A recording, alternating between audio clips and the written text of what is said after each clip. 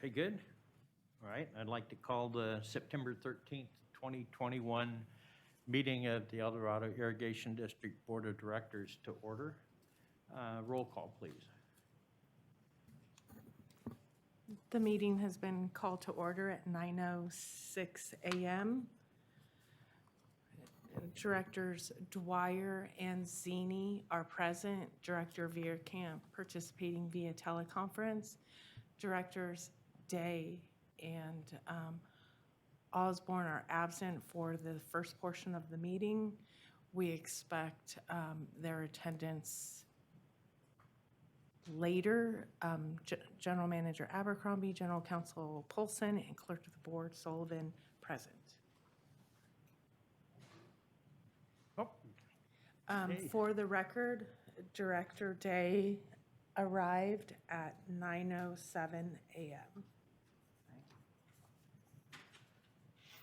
Okay, please stand, remove your cover, Alan, and join me in the pledge. And I'd like to call for a moment of silence after the pledge in recognition of all the people affected by the Caldor fire and all the firefighters that worked so diligently and all our team members that worked through the fire, and a special attention for our team members that lost their residences in the process. So I pledge allegiance to the flag of the United States of America and to the republic for which it stands, one nation, under God, indivisible, with liberty and justice for all.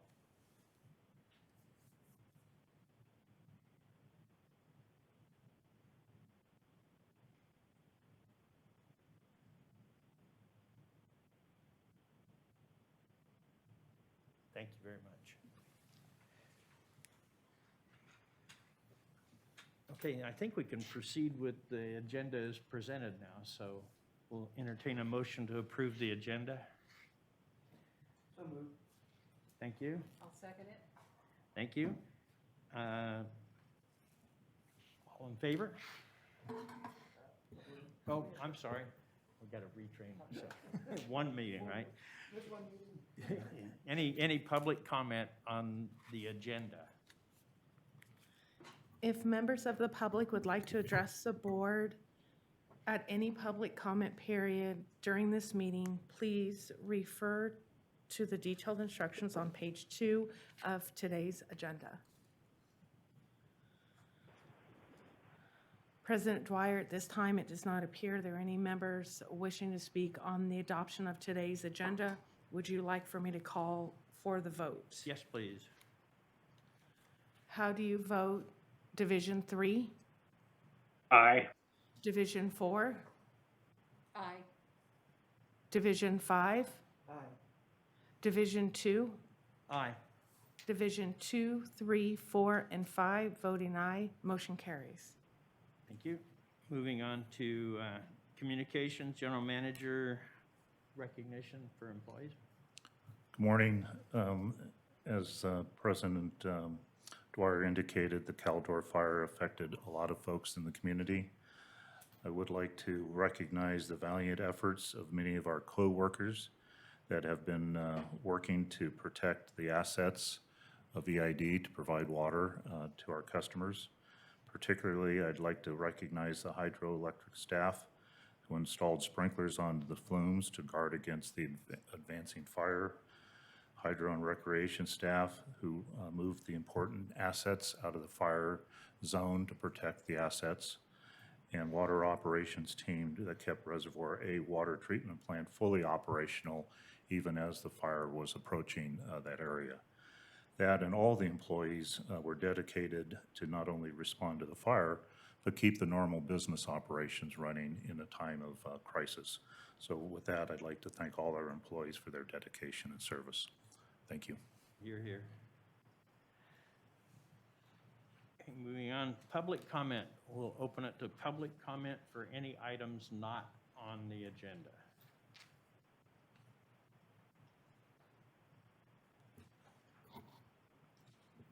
President Dwyer, at this time, it does not appear there are any members wishing to speak during our open public comment period.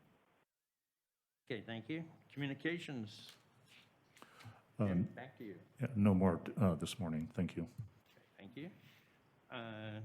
Jennifer, do you have any? None today, thanks. And board members, do you have any reports? Okay. Director Anzini. Yes, I attended the CSDA, which is California Special District Association Conference that was in Monterey. It was great to get fresh air. I mean, we were literally in the 400 AQI there in Cameron Park for almost 2 weeks. Well, up here it was even worse, but it was good to get some fresh air. I was surprised in how many people actually attended, considering the fact that it was very COVID safe. And each one of you have a mask that I brought as a souvenir for you.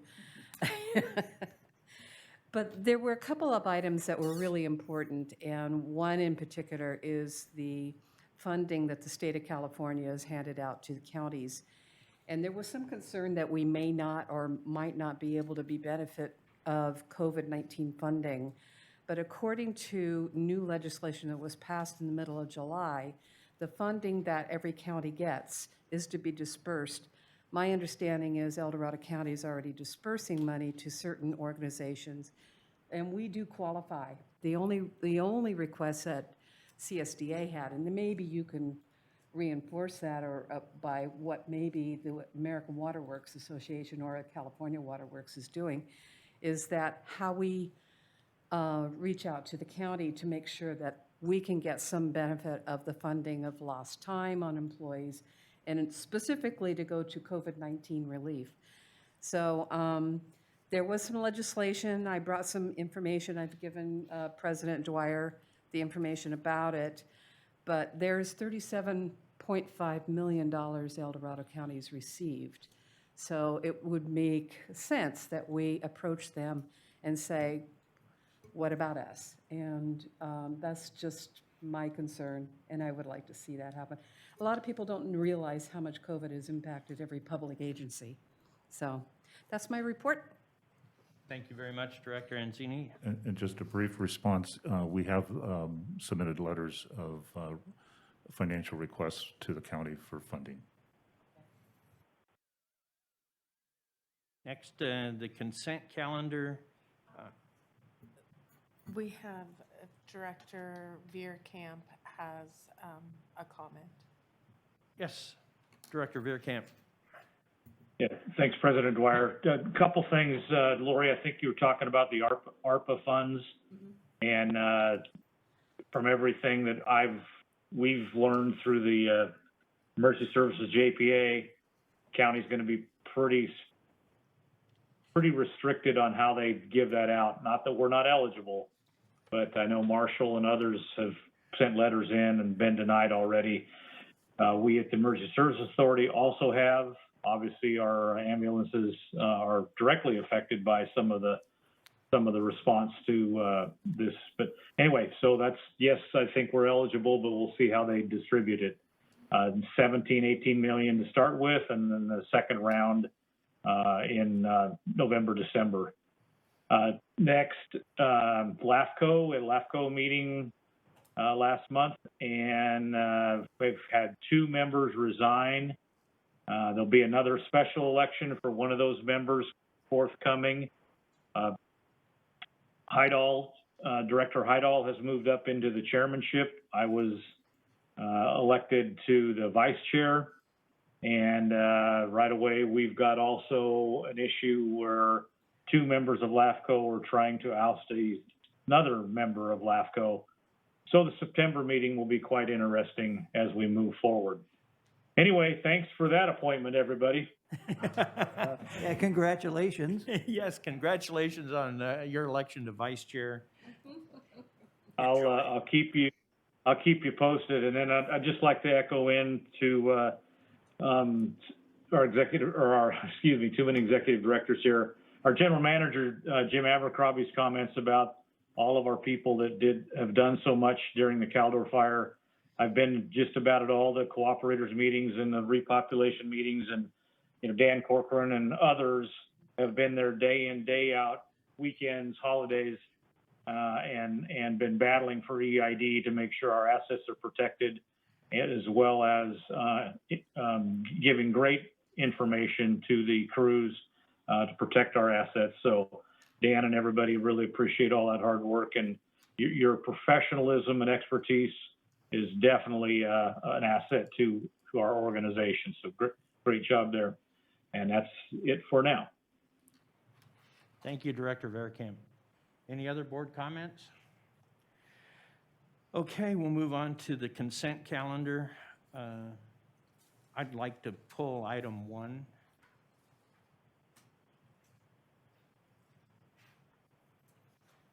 I move approval of the consent calendar minus item 1. Thank- Veerkamp will second. Thank you. I think we had Director Anzini make the motion and Director Day the second. You got to be quicker on the button. Yeah. So, any public comment on our consent calendar?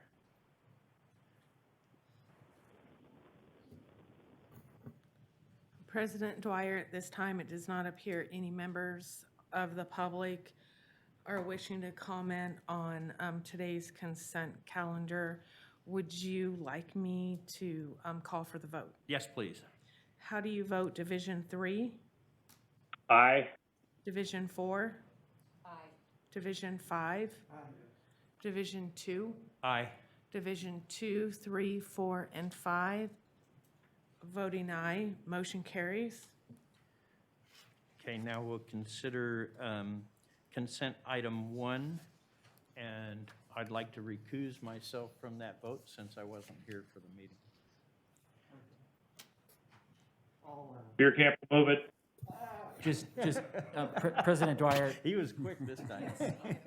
Thank you, Director Verkamp. Is that a second? Thank you, Director Day. and President Dwyer, just for the record, I just want to add, you're not actually recusing yourself. A recusal happens when you cannot participate in a particular item. In this case, you're abstaining from the vote given that you were not here. Now, I will just say, as a matter of record, you are not required to abstain just because you weren't here. The approval of the minutes is an official act of the district. It's what you are elected to do. And so you certainly have the prerogative to abstain since you weren't here, but just so that you know, it is not a requirement that any board member abstain from a vote of adoption of minutes simply because they weren't here. Thank you for the clarification. I think there's some pretty heavy items on the consent calendar, and I just wanted to be totally clean and transparent. So, and the right word is abstain, not recuse. Thank you. So having said that, we have a motion and a second. Any board discussion? Any public comment? There's no public comment today. Would you like me to call for the vote? Yes, please. How do you vote Division 3, Aye. Division 4, Aye. Division 5? Division 2, Abstain. Divisions 3, 4, and 5, voting aye. Division 2, abstain. Motion carries. Thank you very much. Okay, moving on to information item agenda item number 6. Dan, I think this is yours.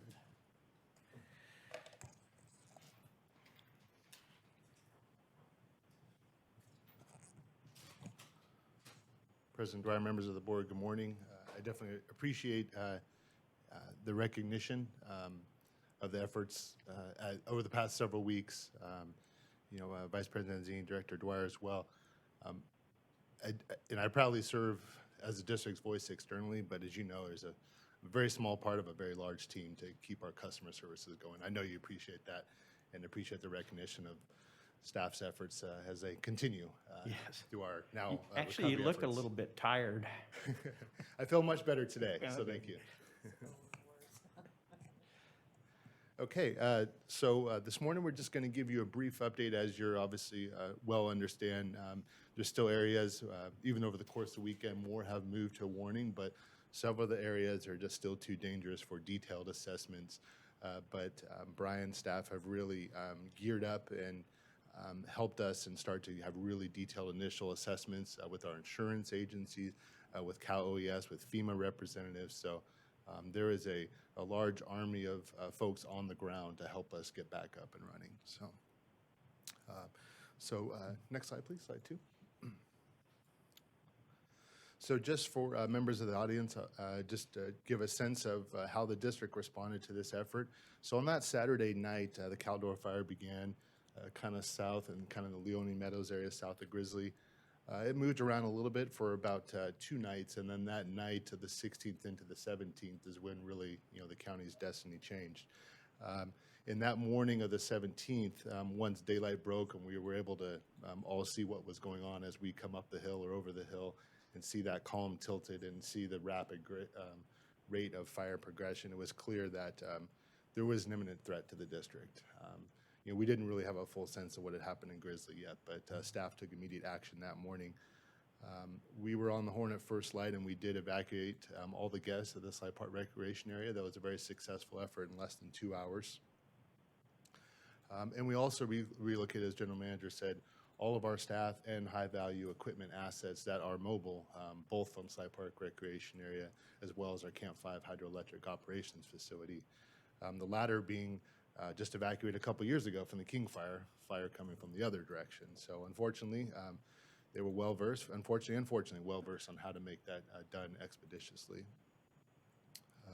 As Director Veerkamp had indicated, there is an ongoing effort at the Incident Command over at the county fairgrounds. Now that our staff and the public have been, our service area has been mostly repopulated, we've been able to throttle that down a little bit. But we still have, in fact, just about an hour ago, requesting access into a restricted area just to help mitigate some of the current threats against further damage, allow us to get back online from some of the damaged facilities. So we have staff up there again today, as we did through the weekend. And really just working with our partners at the Forest Service on some of our lands that are on federal lands as well as SPI, and they've been great partners in helping expedite some of the access improvements for the emergency reconstruction efforts that Brian's team has commenced. And then most of our area has been repopulated now, obviously, except for the Strawberry community, of course. And you'll see in a minute that facility is ready to accept our customers once they're ready to come back home. So when we did have the evacuation of all of northern Pollock Pines all the way to Strawberry, our demand was equal to, or in some cases much greater than our typical demand, just to show you how well that we supported firefighting efforts in that area.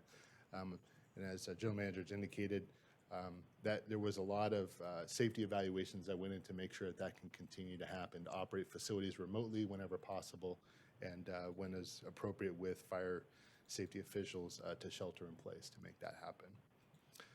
And as soon as we knew that first flume was damaged, we already started our recovery efforts to make sure we can get that system back online as possible.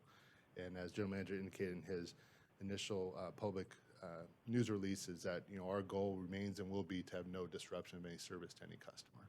Next slide, please. So just a few quick statistics. It's not a dubious number you want to be, but unfortunately we are now the 15th largest wildfire in California history. About half of those have actually occurred in the past 5 years. I looked at that list. So, I remain concerned that there's still a lot of the county left that has not had a recent fire history, and therefore our diligence is not, we're not decreasing our diligence of fire safety. We're a little over, and that number continues to climb, around 218,000 acres. And the impact, this fire impacted the source of all 5 water treatment plants, all 5 of them. And I'm going to show you a graphic is quite telling here in a second. Up to 85% of our catchment basin, so the portion of the watershed upstream of our diversion, have been impacted by the fire. And Dan, are we going to, I guess probably time for a future meeting, get an assessment of the watershed impact on? I'm going to talk to that on the next slide. Perfect. Absolutely. And it's an important point that not all fire is bad, and I was going to talk about on the next slide, but we do know that there was obviously some very high intensity fires, especially, unfortunately, in the Slide Park watershed. We know that for sure. But there'll be a very detailed, I'll talk to you a little bit more in the next slide. And when we talk about it, and I appreciate you pointing that out during our pledge this morning, about 10% of our customers were not at home. Some of them for 3 weeks or more. And that's difficult on our customers, and so we tried to do everything we can to keep them apprised and to make sure that the water service was available to them as soon as they could return home. And our partners at PG&E doing the same. Next slide, please. And I want to recognize Jan Wolf, our GIS analyst, for this outstanding graphic. So I'm going to just walk you through the graphic and explain what it means.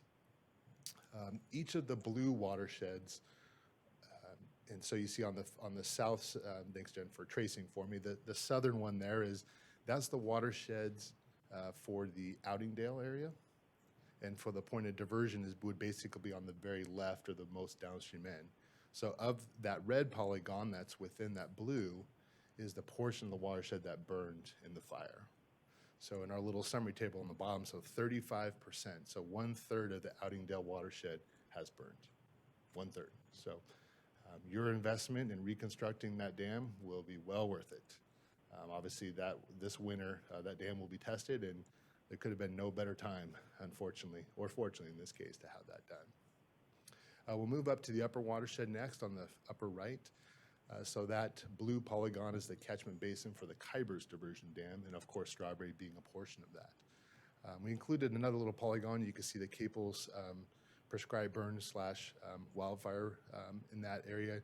And you see actually how the fire did sort of move around it, and so it did what it was supposed to do. And it's still kind of buzzing around there a little bit, a few little islands, but for the most part, it worked as intended. The Project 184 watershed, and you look down our summary table, 63% burned, 63% of the watershed above Kybers Diversion Dam. But the most important and the most concerning for us in the near term is the watershed, and it's actually two combined watersheds in this graphic that Jan put together for us. The first one being the Camp Creek watershed, which of course is the tunnel. Sorry, go ahead, Jen. For the record, Director George Osborne arrived at 9:28 a.m. and is expected to be present for the remainder of the meeting. I apologize. Just want to hit over to the board. Yeah, no problem. Yeah. And we have George Osborne present, and then now we'll move back to Operations Director Corcoran. And we'll move How come he forward. gets to keep his hat on? Can we thank you, Director Osborne? Okay. And the most telling statistic here is the polygon in the upper left, and that's the watershed, the catchment basin of Sly Park Reservoir. So that's a combination of the Camp Creek Tunnel watershed, where hydrologically most of the inflow comes, as well as the Park Creek and Hazel Creek, the small tributaries into the reservoir itself. And when you look at that polygon, 85.5% of the watershed burned, 85%. The severity of that will be key, and that's what President Dwyer talked about, or had mentioned, in that we know that not all fire is bad. We know that there's been a very rigorous vegetation management, both on SPI's property and some on Forest Service, and I'll get to EIDs in a second. But we do know that there was some high-intensity fire in there, especially up towards the upper portions as you drive up Iron Mountain Road or Mormon Emigrant Trail, when we do know from some of the photos of the fire crews that there's 100% mortality. And when you don't have vegetation on the hill, that's concerning. So what Jim has asked us to make sure we are ready for, and Brian's team will be helping us pivot to that, is this winter debris flows to make sure that under all circumstances, the Camp Creek Tunnel can continue to operate and does not clog. So that'll be another aspect. You notice that there's a small portion of that watershed not burned, and there's a combination of factors, but one of those obviously being the longest vegetation management program in the state of California with CAL FIRE, of that area up and around the reservoir.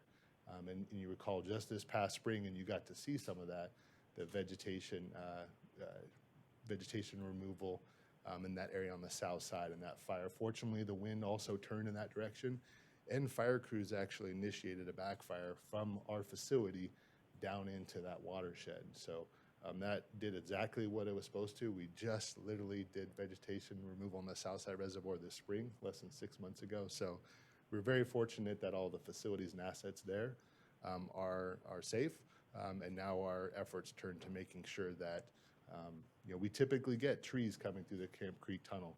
We don't want a forest coming through there, and that's what we'll be guarding against this winter in a safe fashion. So just outstanding graphic, and obviously the fire continues to grow a little bit, so the numbers in the upper watershed will change slightly before the final perimeter. But once it is safe, there'll be specialized soil scientists that go in there to do what's called a BAER report, B-A-E-R, and it's I always forget this, but it's a burn area intensity, and so they look at how hot did the soil burn? Is there any organics left in the soil, or is it down to pure minerals that then the soil becomes hydrophobic and it can't soak up the moisture? We want a nice organic bed left to be able to resprout vegetation and be able to act like a sponge. What we don't want to have is mass wasting of the watershed, and so that science, as that comes out in the next couple of months, is going to be really key to our response efforts.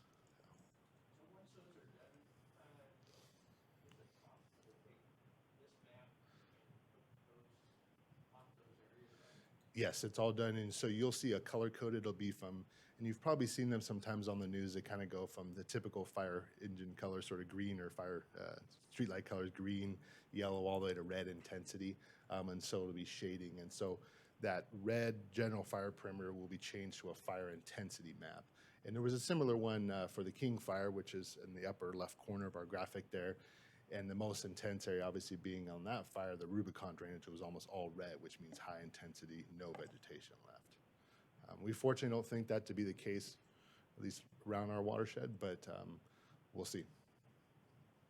Okay, next slide, please.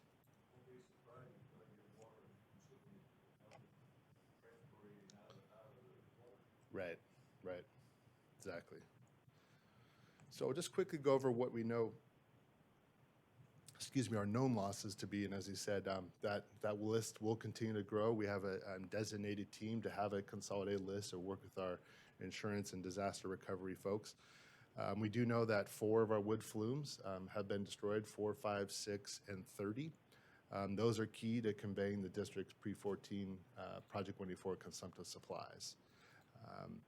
And then when the thought, and actually John stepped out, it's too bad that John Kessler stepped out. I want to also recognize John's foresight in the middle of everything happening on the 17th. He had the wherewithal to contact DSOD and FERC and get temporary authorization to fill up that reservoir completely. That was key, about another 250 acre-feet of water to really, and we're still working off that storage. Res 1 is still operating today, even though the canal has been out for several weeks, and that's because of John's action and decision that morning. We do also know that the Echo Conduit support structure, a part of that is a trellis. I forget the wood supports. Oh gosh, I'm sorry. The saddles. Yeah, the saddles.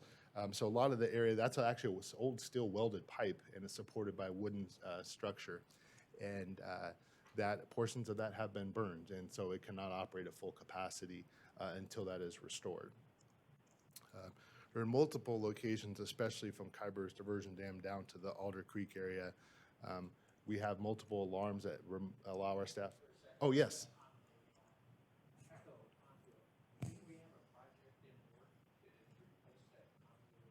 We do on the CIP. We had looked at potentially starting that in the next year or two, not in the fall of 2021 for sure. And so that is part of the evaluation. Brian's team is like, so where do we, so bite the bullet, and can it, from a financial way, can we reprioritize, or where do we get us along until, do those when we're otherwise planning to do. So those are the evaluations that we're going through right now. I'll report back to you, well, the CIP coming up, so.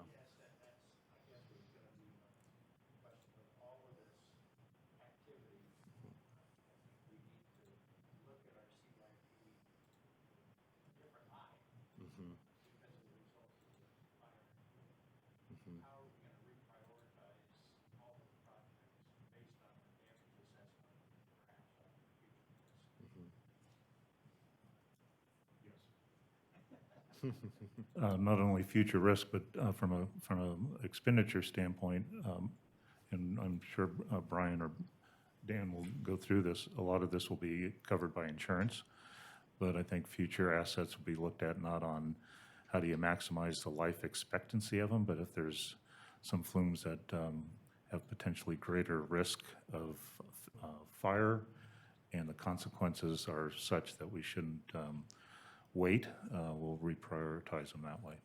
Thank you, Director Enzini. So I'm glad you brought up that word insurance. I was asked several times, is there insurance covering this, other than seeking FEMA funds or whatever? Yeah, so the board may recall that about 2 years ago, we joined the Aqua Joint Powers Insurance Authority. Right. I didn't know if General Counsel was, he's just moving his chair. I didn't know if you wanted to talk to it. Is this the JPIA. this is part of that? This is part of Okay. that.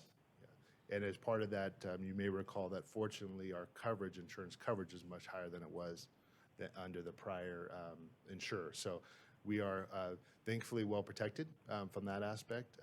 We're not fully insulated, but as well as generation loss on the hydroelectric generation, so we can bring that back on. Those efforts from Brian's staff will be coordinated with our potential cost recoveries from the now federal declared disaster, which was declared yesterday, as I understand, so by President Biden. Okay. I remember the word trestle. That's what I want to say, trellis, a trestle. So old railroad trestle. And so you'll see lots of photos, obviously, as the assessments come through. But those are able to go on the tour. Remember the one part where it's precariously hung over Highway 50, and that was one of the, not only with the CAL FIRE officials, but with Caltrans officials, continue to operate that during the fire, and I'll explain why in a minute. So a lot of coordination that went on to that effort. And as the board knows, that we have multiple safety monitoring locations, as well as command and control facilities for remote operation of the canal. And unfortunately, several of those were damaged. Everybody knows the microchip shortage in the world and electronics, so that is another effort that's being prioritized to get some of those procurements in place so that when we have the canal back online, we can continue to operate it safely. So multifaceted in terms of the inventory, the assessments, as well as the planning and recovery.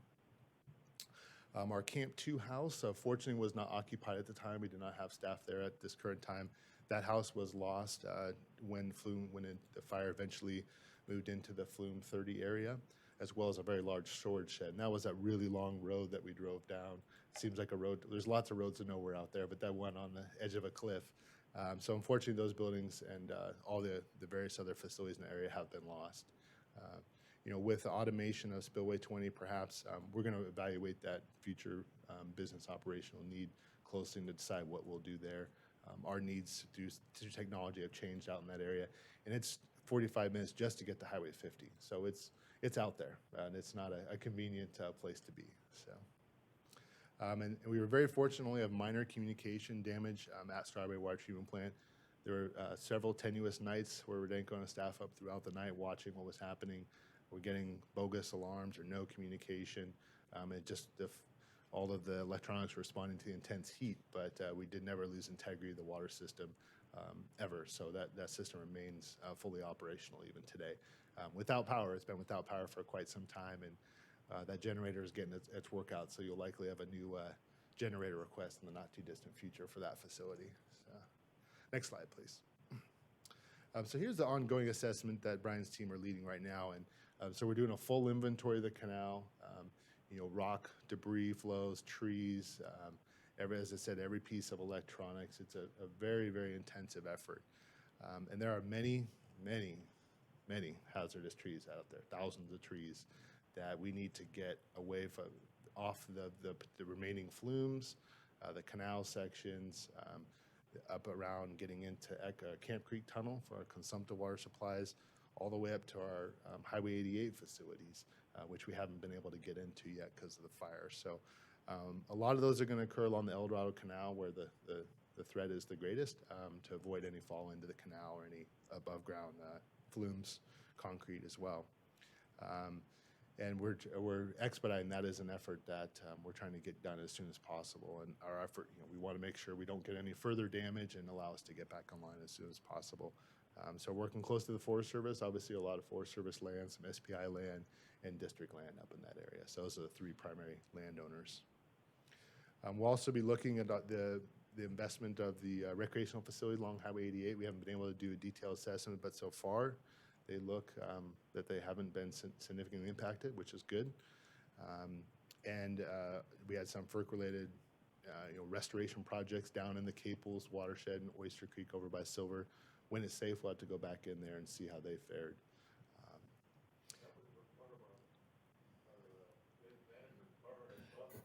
Director Osborne, Yeah. I just want to remind folks that when, not only because you have your mask and you're so far away from your microphone, which happens to be off, the benefit of the public, can you make sure you're speaking into the microphone and have your microphone on? And that goes for all the board members. Thank you. I agree with you that there's a lot. We knew this day was coming where we'd lose, but to lose that much of the watershed in one, it's going to be a significant, honestly, multi-decadal effort to manage this incident. I think everybody understands that. The board, I know well aware that, but I try to remind people of the long-term effects of what happened in our watershed. And then another area that we haven't been able to get into is our things you don't think about, but the North Fork extension of the Crawford Ditch, we have more trestles over there. So these are all things that, probably in the coming months, honestly, Brian's team will have a full list of all these various assets and how we decide we're going to prioritize. We obviously can't fix everything at once. Maintaining consumptive water supplies is our primary objective. Okay, next slide, please.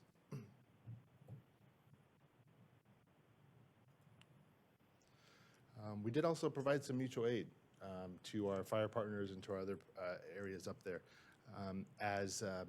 Unfortunately, when the fire was moving up the South Fork Canyon, unfortunately, there was a heavy smoke conversion. So what that does is it tempers fire behavior some, but it prevents aircraft from getting in there. And so we work closely, as Director Veerkamp has said, in providing mapping locations to the GIS maps over Incident Command to provide locations where they could actually draft from the canal that were proximate to our Flume assets. That obviously was successful until we lost Flumes 4, 5, and 6, and then obviously, it's probably 4 or 5 days later, one of the division chiefs asked me why we don't have water in the canal, and so it just shows you how big an incident like this. He was even unaware that there was a fire upstream, and that's why we couldn't provide water to them anymore. So we redirected them down to our hydrant system on the very east end. We do typically manage water storage in the Strawberry water tank for water age, disinfection byproducts for public health and safety, but we were able to maximize that storage all the way, about 170,000 gallons. And that water was used very extensively. That treatment plant has never worked harder, and it worked exactly as it was intended to do. So it was key in trying to get chemicals and fuel to operate, but that plant was very helpful in protecting the community of Strawberry. We actually initiated releases through the Echo conduit. We'd already lost the Flume, but in talking with the fire folks, as the fire moved Strawberry, Twin Bridges, Sierra Tahoe, the South Fork and American River are very, very low, and so it's difficult for them to be able to draft from the river. So we initiated releases through the Echo conduit to basically increase the river flows. And as you know, Camp Sacramento was saved, and fortunately, Sierra Tahoe sounded like they had fairly, I don't want to say, it sounded like the facility fared well overall. I don't know, I'm just looking at the news reports. So we were happy to help support them in that effort. And then as it continued to move east into the basin, we actually initiated releases from Echo Creek into the upper Truckee River, and it just helped support kind of Washoe Meadows, a little downstream of Christmas Valley area. Until the east zone completely spun up and everything was being managed out of Placerville, we were just doing everything we can to help support firefighting efforts of our partners and community members up there. We actually provided a very large trailer-mounted generator for a mobile retardant base for the helicopters, even over up in the Kirkwood area, that kind of the pink FOS check. So they were needing resource to be able to create a very large source. So they're pumping out of, I believe it's Caples in the end. They're looking at Red Lake to be able to, for the Black Hawk helicopters. Was that a rented trailer or? No, it was from the wastewater treatment plant, but it was disinfected prior to sending it up there. Well, So it was from that would be reimbursable under OES, the cost of that. Yeah, so in the lingo, we did do an ICS 213 resource request form, but I'll spare the rest of the folks on the details. But yes, we did acknowledge, and they submitted the appropriate paperwork for that. And then one of the most impactful things to our staff is supporting Grizzly Flats. And so that, as General Manager Abercrombie had indicated during our last board meeting, he'd been in continuous outreach with their general manager, and they did actually, as they got closer to repopulating this weekend, and I'm sure everybody saw that news coverage, their water system was still not able to move water to the non-impacted or the non-burn portions of their community. And so we sent a crew of 4 there for 3 days to expose all their valves through hydro excavation and extradite all the valves. And they did all 300 valves in 3 days. They were literally out there with the shop vac. That shows you the resources. And so we can actually, next slide, please. I can show you what our staff were able to do.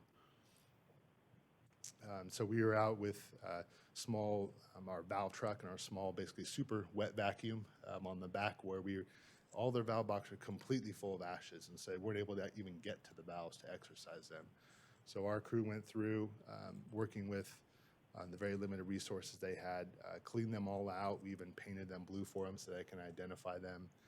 But it shows you, I mean, these are our staff working there, and that's, you can see what they're standing in the middle of. So as I saw them come back in the evening, you can tell that was a pretty impactful and powerful experience for them.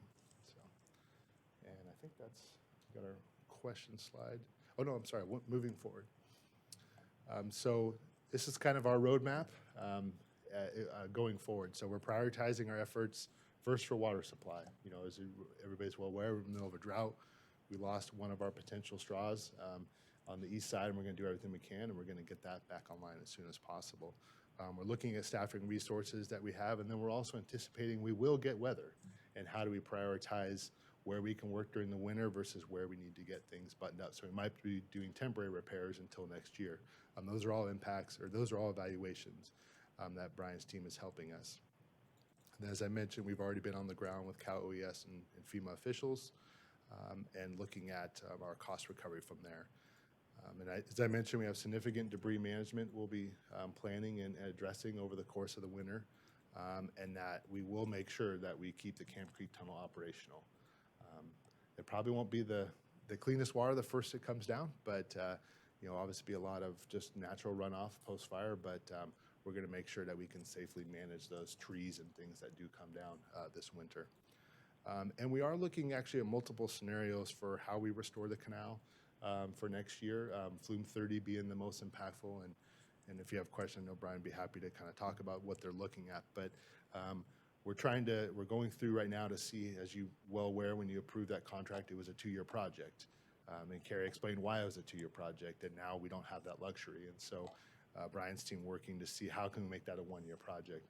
If it gets to the point where as our hydrology team is evaluating for us right now, where we can't be 100% certain that we'll be able to fully exercise those rights next year, our full 15,080 acre feet, we may end up implementing some temporary measures. You know, we may end up getting most of it done and kind of put some temporary piping in place just to make sure that we can, under all circumstances, fully exercise our consumptive supplies.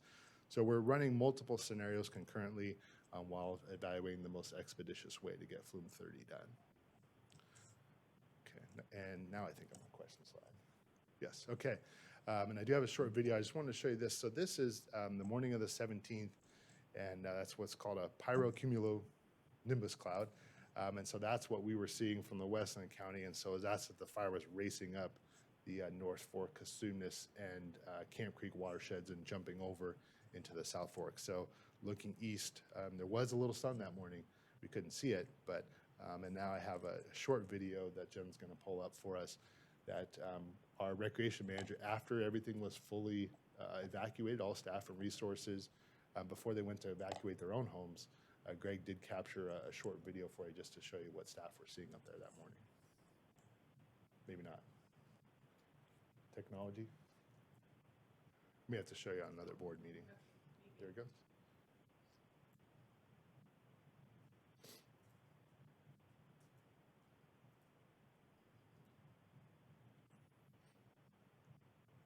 It'll kind of pan back. So this is looking from the main boat launch. That's Dam 1 there.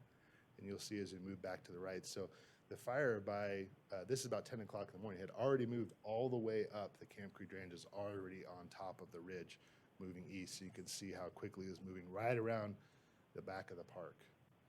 So it's how quickly, but this is already mid-morning. So fortunately, it continued to move around the park, but this kind of gives you a sense of how quickly it was moving that morning. So.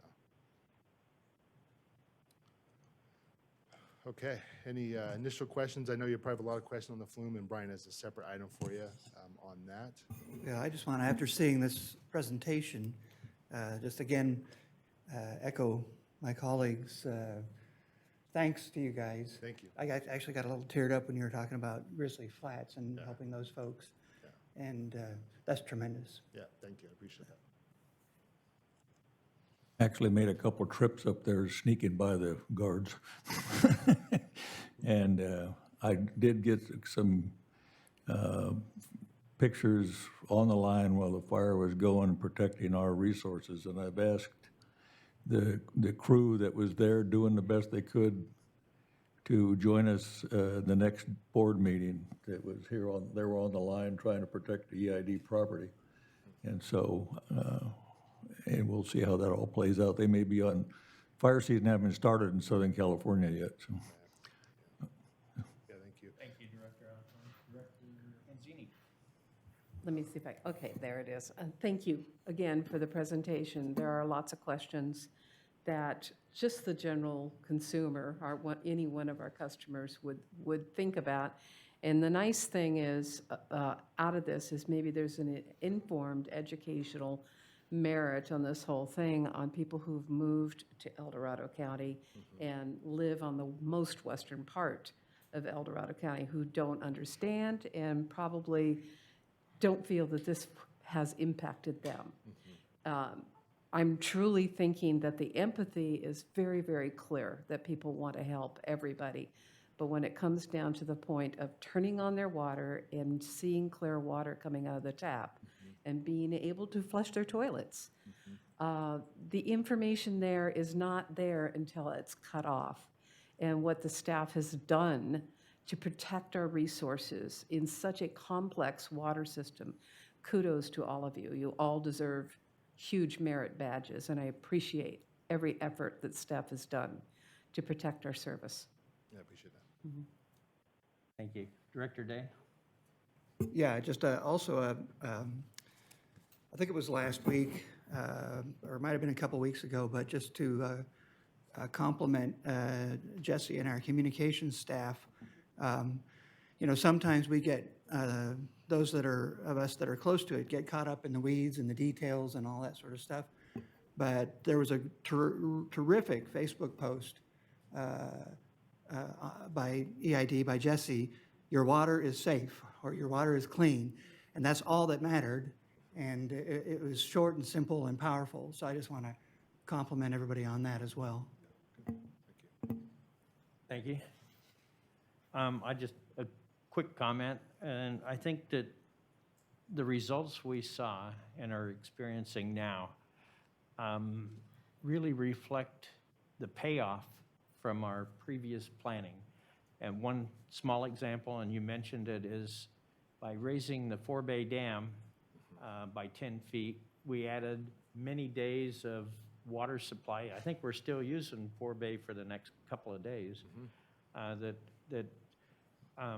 That decision was very significant in keeping our customers supplied. So I think that's just one maybe smaller example.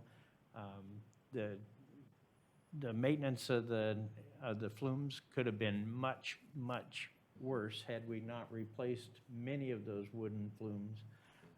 And so I think it looks to me like we're going to be able to manage our way through this crisis because of all those past decisions that are now paying off. So thank you for the team. Thank you, President Dwyer. The fire did burn over numerous sections of concrete flumes, and they did not receive any damage. Some may have some minor cracking or something, but very manageable. But those past decisions to replace the wood to concrete, very, very smart, and we'll continue to do that and reprioritize some of them for risk management. I do want to acknowledge Dan Corcoran specifically, and there's probably about 20 of us that spent the last, I don't know, 14 to 20 days, I guess 14 days, day in and day out, being briefed on it, making strategic decisions. Dan was the leader of that team. And I'm not going to name all the other members in there, but there's a lot of department heads and other staff doing our best to protect the assets, making sure the water is safe, and protect our employees as well, and did a very good job. So, Thank you. And I think all those paid off. We got through the crisis, no significant injuries or, I guess it's off subject, but you have to take your hats off to the county sheriff and OES for evacuating 30,000 people safely, and we didn't have a repeat of the Paradise situation where people were trapped on the roads and that sort of thing. So I think all in all the cooperators did a good job managing a terrible situation. Yeah, I appreciate ensuring the safety of our staff and the public. I mean, we're seeing engines from Long Beach, LA County, Colorado, Idaho, and the law enforcement. There's 2,000 law enforcement staff helping protect, especially during the evacuation. The National Guard. There's a lot of unsung heroes. They don't always get the recognition, but there's a lot of help that helped a pretty small county in the big picture of things. So. Mr. President, just a side issue. One of the volunteer firefighters from East Stanislaus sustained significant burns. He's doing well.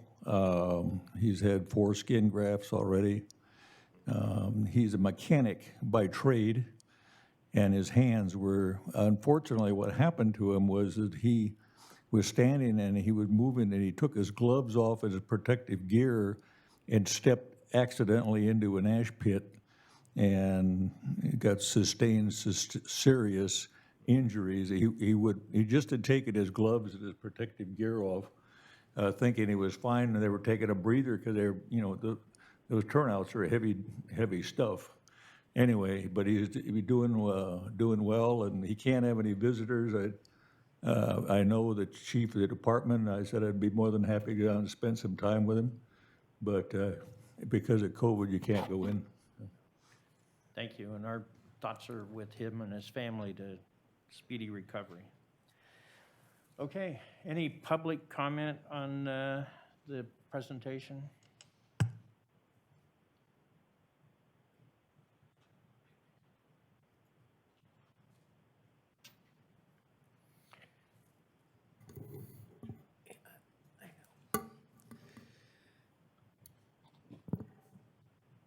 This is a chat from a member of the public. Experience has shown that when exposed to temperatures over 250 on concrete can be structurally compromised.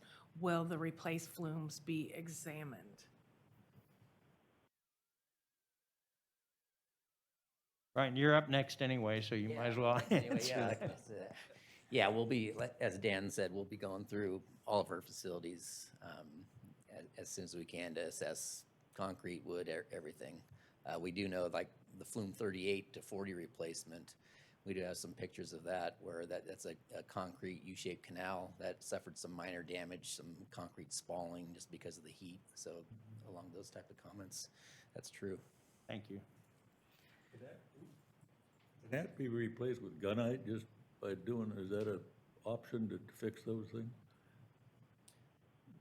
Fix the concrete? The spalling on the concrete.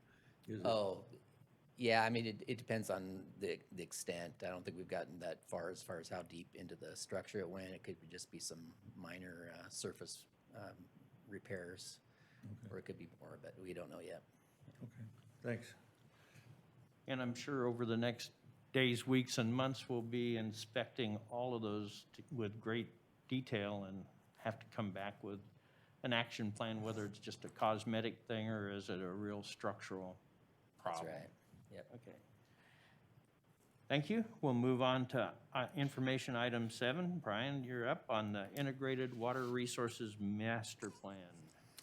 Okay, yeah, thank you. Yeah, so we're diverting focus away from the fire momentarily to talk about our old master plan and some of our efforts to update that master plan. And I think this is resulting from some public comment that we've received in the past related to how that master plan relates with our raw water pump station at Folsom Lake. So the purpose of this is just to review pretty quickly at high level the old master plan, and we'll get into some of the comments about the pump station. Next slide, please.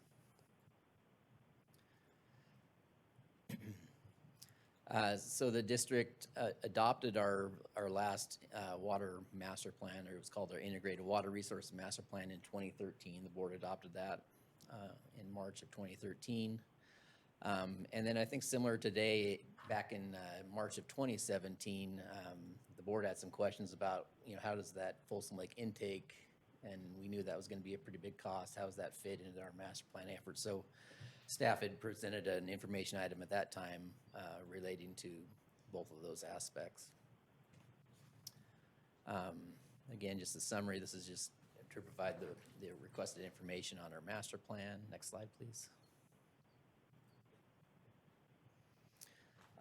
So just going even farther back in time, as far as background, we've always projected basically our eastern western supply sources, really Jenkinson Lake and our pre-1914 water rights at Forebay. Over the long term, those were projected to eventually be used up by our existing customers. While at the same time, at the other end of the district, at Folsom Lake, we projected new supplies being available there that were in excess of what just El Dorado Hills would need. And so the previous master planning always anticipated a sort of a mix of, how you pump those new supplies from Folsom to serve new customers over time, and how that mixes in with our gravity supplies. So as always, at that point in time, a mix of gravity and pumping was the thought. However, we wanted to look at that in 2013. There was a feeling that was confirmed by our master plan that if we really developed our gravity supplies, and even moving some of the Folsom supplies up higher in the district to serve new customers by gravity, that would be the best option. And so that was really the focus of that 2013 master plan was developing, where new supplies would be located and the infrastructure that would be required for those. Next slide. There's several alternatives that we went through and are described in the master plan related to the supply, the treatment capacities, the water conveyance, the big pipelines. We also looked at recycled water, that question of whether we continue to supplement recycled water system with our potable supplies or build seasonal storage at the time. We had decided to continue to supplement recycled water in lieu of seasonal storage. And then we also went through a screening process. It really came down to three main water supply alternatives, which I'll go over just some graphics of that. And the goal, again, was to balance the capital costs of each of those alternatives and the pumping costs to minimize both of those. Next slide.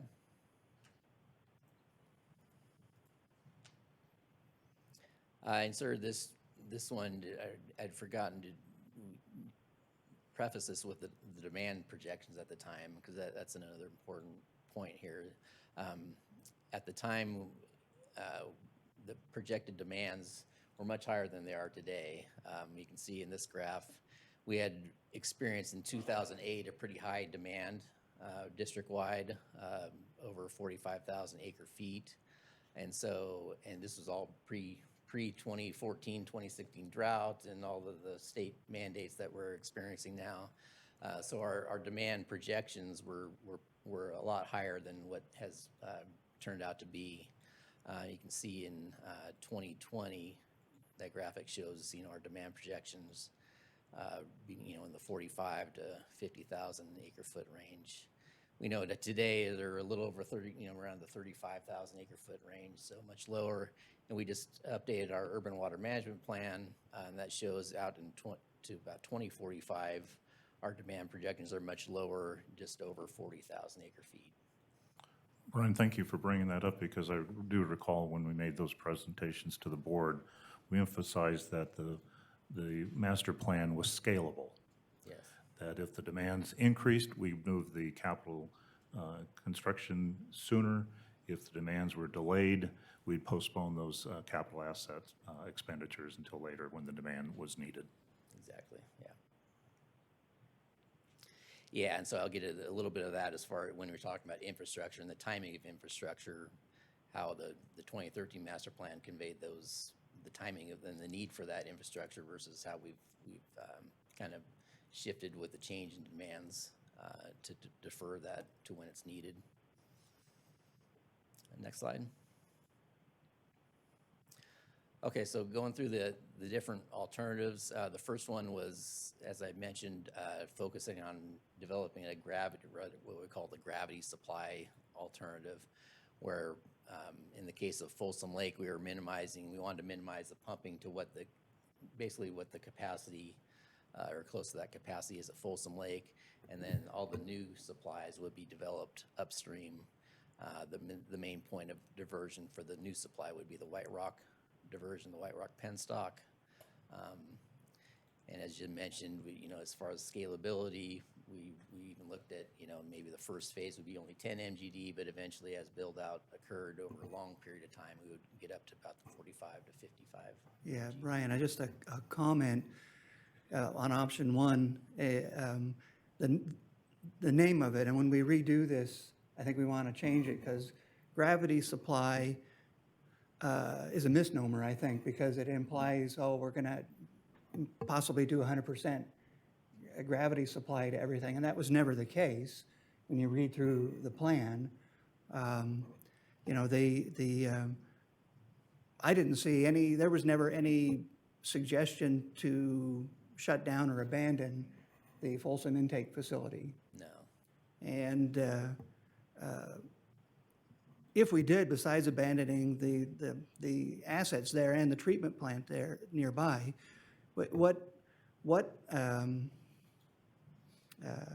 water rights can we only take from Folsom Lake? And if we were to shut down the intake facility completely, we would lose those water rights. What would they be? How much were they, or are they?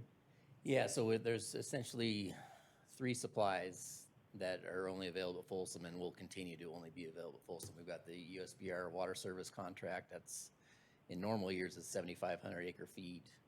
We've got our ditch and Weber water rights rediversions from our upstream sources that can only be conveyed to Folsom Lake. That's about 4,500 acre feet. And then in the future, we plan to have the Fazio, another CBP contract with the water agency for the Fazio water supply. That's another 7,500 acre feet. And then right now we have the permit 2112, 17,000 acre feet supply that we're planning to move or add additional points of diversion upstream. Right, it could be diverted upstream or at Folsom Lake. But I mean, if we were to abandon it, we would be losing upwards of 15,000 acre feet of that's a quarter or Giving or all so, that water back to reclamation, essentially. Yeah. right, of our water rights and water supply. So I just think it's really important, because there is some information out there or comments out there that, well, wouldn't it have been more efficient to, abandon the intake facility and do it all by gravity feed? And I think the cost, the loss of those water rights and water supplies would be tremendous, and only put us more at risk, not less at risk. So I think that's, and so I just would suggest we update that name because it's not all gravity supply, and I don't want people to get confused to think that there was ever an intent to abandon the intake facility. Great, yeah. Great. Thank you, Director Day, and I'll pile on those alternatives. It's really a matter of degree, alternative 1, 2, and 3.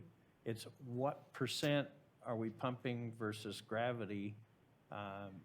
And so we could redo those alternatives to say, 70-30 or then 30-70, so that it doesn't confuse the issue. So that's a very good point. Thank you. All right, next slide. This next slide is just a depiction of really what the alternative 1 was, where you can see on the western end, we had the El Dorado Hills Water Treatment Plant at 26 MGD. Those are the 3 supplies I just described there for the Folsom diversions. In a normal year, that's about 19,000 acre feet. We know in drought years like we're in now, those are severely cut back. So that permit 212 supply is shown in this case at White Rock, but we know we also need that in times like these, many times at Folsom Lake as well. On the eastern end, Reservoir 1 and Reservoir A, those are the capacities there and the various two supplies, so those really don't change. And so this alternative was really just injecting a new supply at that White Rock diversion with a new treatment plant, a new pipeline between the river and the treatment plant, and then the new treated water pipeline. That I think that was back in 2013. That was in excess of $200 to $300 million just for that type of infrastructure investment. Yeah. Yeah. You're absolutely right. There was never any intent not to continue Folsom Water Treatment Plant. That's always been in every single model. And just quickly going through the second and third alternatives, this was the pump supply. This was what's, well, you know, what if we just don't have any planned White Rock diversion? So that would be all the supplies at Folsom Lake. We're going to just pump everything out of Folsom and pump it on up the hill to wherever it's needed. So an 84 million gallon per day El Dorado Hills water plant, or it would probably be a new treatment plant somewhere in the area, and pumping that. So the next slide is just a graphic that shows that.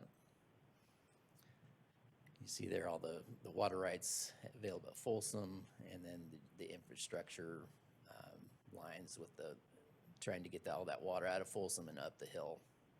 Obviously severely expensive and O&M intensive too with the pumping costs. And then the third was just a mix, kind of going back to what I had previously described. And this is still something that we want to look at with the next update too, is a combination of pumped and gravity, where we're trying to defer the need for the White Rock diversion by expanding some of our Folsom supplies in the interim, where the Folsom Lake pumping would be up to about 50 million gallons per day. But this, again, was a little bit more expensive just because of that, I think because of that pumping component. Next slide, sorry. And this is just the graphic that depicts that. A little more pumping out of Folsom and a little less diversion out of White Rock there. The economic evaluation shows it's a present value cost at the time. Alternative 1A and 1C were the cheapest, and I didn't go into detail on the Alder Reservoir. Alder Reservoir was in the plan as well, but 1C was that plant, alternative 1 with Alder, 1A was without Alder. These are in 2013 dollar values, correct? Yes. Yeah. Next slide. So again, yeah, that was the recommended plan, some form of alternative 1, lowest present value, life cycle cost, lowest cost per acre foot. It did minimize the stranded capital assets, both note here at El Dorado Hills, because we had all that infrastructure in place. To abandon that would be not in our best interest, as well as maximize our other supplies and other infrastructure up the hill. Introduces new supply uphill of growth areas, in Cameron Park, El Dorado Hills. And we mentioned the scalability of the infrastructure was a key feature as far as future decision flexibility. Next slide. That's just another summary. I'll go to the next slide, please. Sorry. This is the phasing in the cost. So getting back to our demand assumptions, you can see the phasing here really identified that by 2030, the White Rock diversion, Alder Reservoir was in the planning stages, the new treatment plant was constructed, and all this pipeline. So all that infrastructure for White Rock was planned to be constructed by 2030. And we know now that that's way far out in the future because the demands have just dramatically flattened out over time. And so I just wanted to show some of that phasing, and you can see the bottom is cut off, but that's about $475 million of total investment, which would be much more expensive today once we update that. I plan to do that in 2022, and I'm assuming that would be a larger number. Next slide. So again, a lot of this is just summary of what we've already discussed. But again, there was never an alternative that eliminated pumping from Folsom Reservoir. That was always going to maintain that pumping of about 26 million gallons per day. And then we would begin that development of the White Rock diversion over time when it's needed. Several supplies can only be taken at Folsom Lake. I mentioned that, those 3 supplies there. Next slide. And then the master plan also identified moving that permit 21112 diversion upstream to meet additional demands by gravity. So yeah, again, I think some of the criticism or some of the comment I've heard is that we really didn't follow the plan, which I disagree with. We're following the plan and we're being, we're adjusting to current conditions. We are pursuing moving that diversion point upstream, both at Kybers, so that in the near term we can use that as a diversion point at Kybers and divert that to storage to Jenkinson Lake. That's the near term. The Yeah. White Rock project was more of a long term when the demands are needed. Yeah, I want to kind of reiterate what you just said, Brian, because there was a suggestion that we weren't following the master plan. But if you thoroughly review it carefully, we are. I mean, it was recommended 1A. We're pretty much following 1A. It's in slow motion Yeah. for good reason, because the demands are not what we thought they were going to be, 9 years ago. But we are following it. So I think that's, I just want to reiterate what you said. I think actually it was a side comment about, I'm glad this was brought back because I could certainly speak from my personal experience of having read it in 2013 when I think I'd been here a little over a year versus when I read through it now, my understanding is a lot greater than it was then. So it's been actually very useful to go through it, and will be again when we do the update. I think it'll be useful. Director Anzini? Yeah, and I really do appreciate it coming back. Being non-board member at that time and not even living in El Dorado County, I can only say that moving here and learning more about our complexity versus my years at a different water agency that I have had a career in, this is completely a different kind of perspective, but also it's a tool that everybody needs to know. And this is where transparency becomes very vital for those who ask these questions. And again, as you explained just now, we are following our master plan. And I appreciate the fact that pointing these things out is what option do you take as a board on making sure everybody's homes are served? And it's all called pre-planning, but we also had a stymied construction time in the last 2 years. So we may not have met that demand, but who knows what's going to happen in the next 3 years when it comes to homes and housing, and how are we going to meet that demand, which is required as part of the whole permitting process. So I appreciate, presenting this and look forward to future dialogue on what our future is going to be like. Thank you. Yeah, and just to comment, plans are just that, they're plans, and they're made to adjust as time goes on, and so that's what we're doing. We're following the plan, but we're adjusting based on just the timing and the need. If we would have just blindly followed that plan and built, even if assuming we could have built all that infrastructure by now, who would be paying for it? We don't have the new customers that would be paying for it, existing customers. As I recall, we were anticipating in the water availability studies that were done for recent developments, somewhere in the neighborhood of 700 new residential units a year in our plan. Is that approximately right? I think so, yeah. I mean, it may be a little bit less than that, but. Yeah, and all the studies show that we have, with our existing resources, we have, as your chart showed, we have sufficient capacity to serve those without adding a huge capital investment burden on all of our customers. And which kind of leads to the next question. For the White Rock diversion that's still in play, do we own resources, available property for a treatment plant and rights of way for the pipeline easements and that sort of thing? Or is that something we're going to have to go out and acquire? A mix of both. We own what's called, we call it the Bray property. This is a piece of property between Missouri Flat Road and Highway 49 north of Pleasant Valley Road. So that's always been the planned point of a new treatment plant location. We don't own all the easement rights for the pipeline.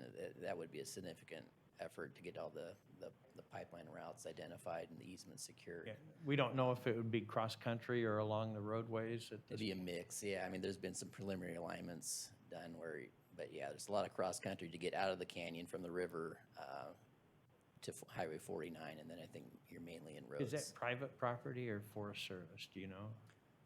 I don't know offhand. I bet it's everything. I guess the point is that this is not a small effort, you know, and if you're even talking about eminent domain and all those kind of issues, this is a real long-term thing that probably none of the current board members will survive to see come to fruition. So thank you. I will. Yeah, Director- Yeah, George will. George will still be here. Okay. Director Day? Yeah,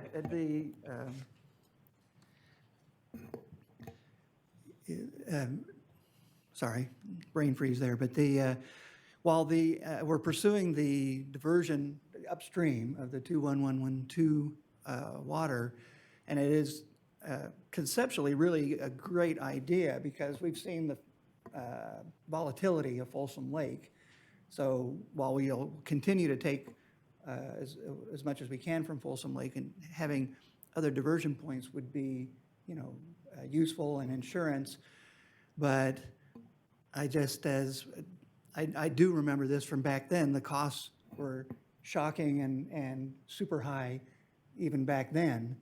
And we quite fearful of what they would be now, that it may be the sort of thing that we may get the right to do the diversion, and it just will always be chasing it as far as actually being able to build the infrastructure. It may not ever pencil out.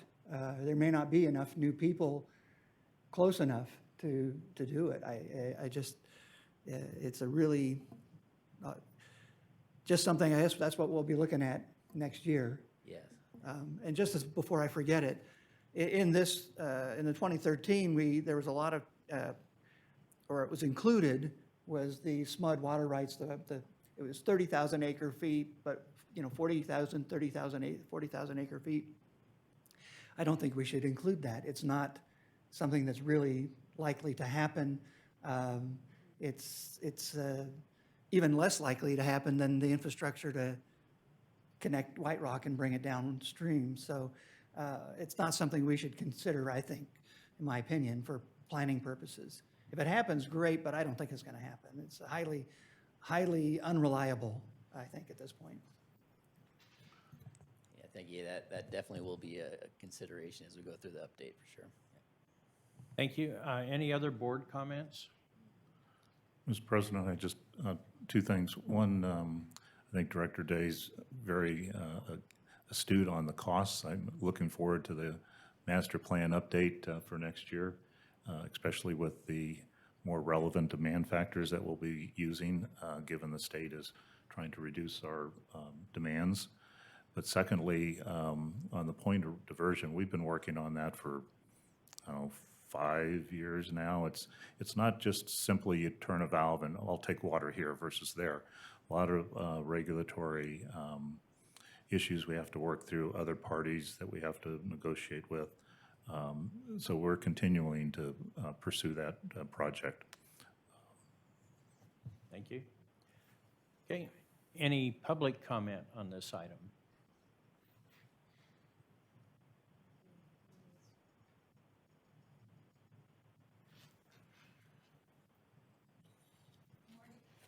Good morning, Ken.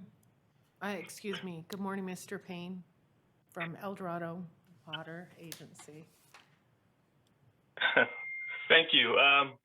Yeah, this is Ken Payne with the El Dorado Water Agency. Brian, first of all, thank you for your continued role in serving EID in this immediate and long-term planning. I just wanted to comment on behalf of the Water Agency and the outlying areas of the county that your planning is an excellent summary of what you provided today, and the agency looks forward to supporting and continuing to work with you guys on the long-term planning such as this. So it's a really good summary. Thank you. Thank you, Ken. Any other public comment?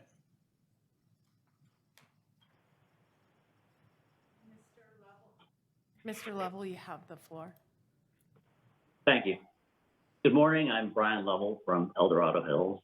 I'm sure it's unfortunate to present this topic in a time of piled-on natural disasters, but there are some key details that need to be emphasized here. First, this plan was a year-long $1 million effort by the consultant, but it also included more than $200,000 of staff time. It must be seen that this plan had the full support of the district as it was developed. The recommendation of the 2013 master plan was for the district to immediately begin work on the upstream diversion project to gravity feed El Dorado Hills. On the face of it, this appeared to serve the best interests of the district. It avoided the long-term costs of lifting water hundreds of feet from Folsom Lake. It avoided the costly and complicated project of installing big casings and pumps in a difficult and tightly constrained location. And while not mentioned in the plan, it avoided the problem of the lake level falling below the pump intake in time of drought. The plan alternative number one was to take 17,000 acre-feet permit 21112 water at White Rock, with project planning to begin 2013, construction of a new water treatment plant there, and the gravity feed pipe to El Dorado Hills to begin 2020, with completion by 2025. The 2013 demand projections for El Dorado Hills were 32 million gallons a day and 16,000 acre-feet at build-out. And as the text of the presentation today showed, demand projections have since been revised down by perhaps 40%. So with 17,000 acre-feet available, the upstream diversion would have been able to meet all present and future demand of El Dorado Hills. As all demands would be met with this new facility, the water rights available only at Folsom Lake are no longer needed.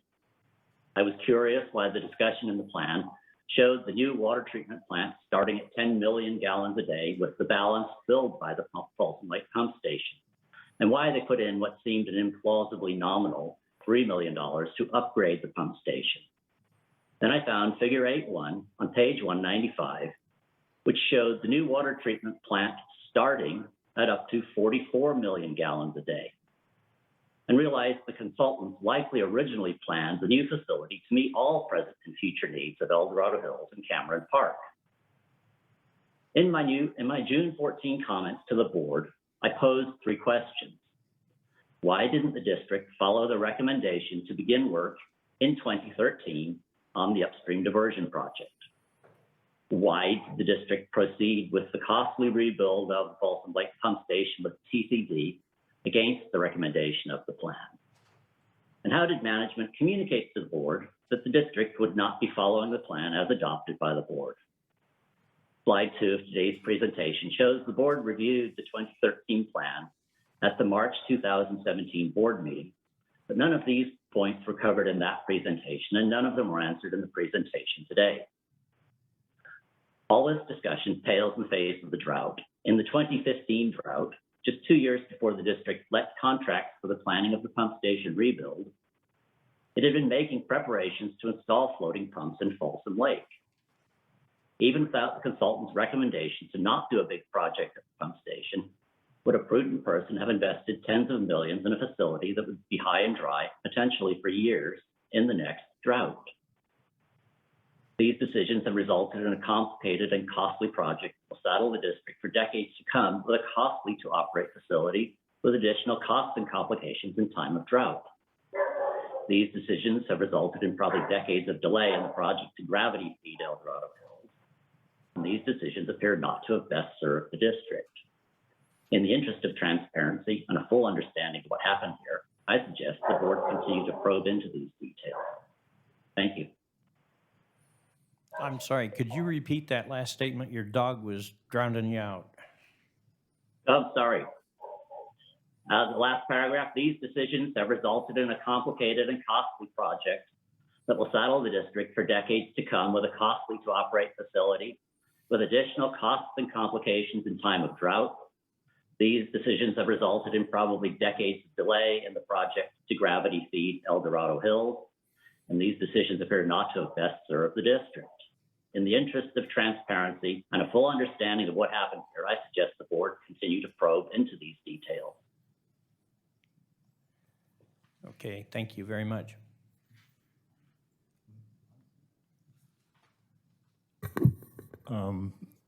Thank you, Mr. Lovell, for your comments. I disagree with your perception. You can tell by the report, El Dorado Hills Water Treatment Plant was included in the plan from the very beginning. We have water rights there that we don't want to lose, that we want to maximize. And the construction of the new facilities up the hill were always, and I repeat, always subject to demand forecasts. And since the demand forecasts have not materialized, there's no need for EID or its customers to pay for those very expensive assets at this time. The best alternative was to expand El Dorado Hills Water Treatment Plant as a permanent, reliable plant for the El Dorado Hills community. And at such time demand increases, the board will consider to invest additional assets to move water from the upcountry down below. So thank you for your comments, but I disagree with your analysis.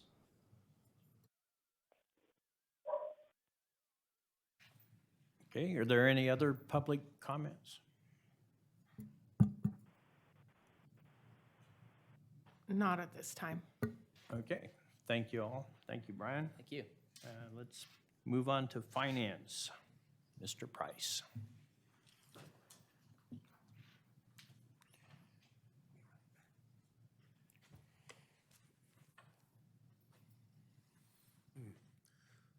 So good morning. This will just be a fairly quick semi-annual review of the finances for the district. Next slide. Thank you. So this is a comparison of 2020 to 2021 of the June 30th revenues, budget to actual. Since you last saw this presentation in March, I did review and update the budget amounts as suggested. So this represents essentially an 8-year average of what was billed out for 6 months versus what was within the budget.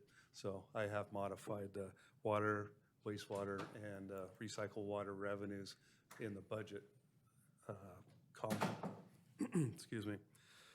So the water sales that have been billed out for the first 6 months are about $2.3 million higher than what was in the budget for this time of year. It represents a warmer spring and a lot of water usage in May and June by our customers. What I kind of looking ahead, and I'll probably present in late October, early November, is the variance, that $2.3 million will only go up slightly, I believe, over the next 3 months. So we will still over or bill more than budget, but I think that variance is already absorbed within the actual figures. Wastewater is year-to-date about $400,000 lower than what was in the budget, and recycled water is slightly more. Again, kind of reflecting an uptick in May and June, so therefore the reason for more billings. Hydropower sales, that $2.3 million actual will, for the year, will probably be about $2.6 million. Give or take some minor insurance claims that we will have on a little bit of power production that we have lost.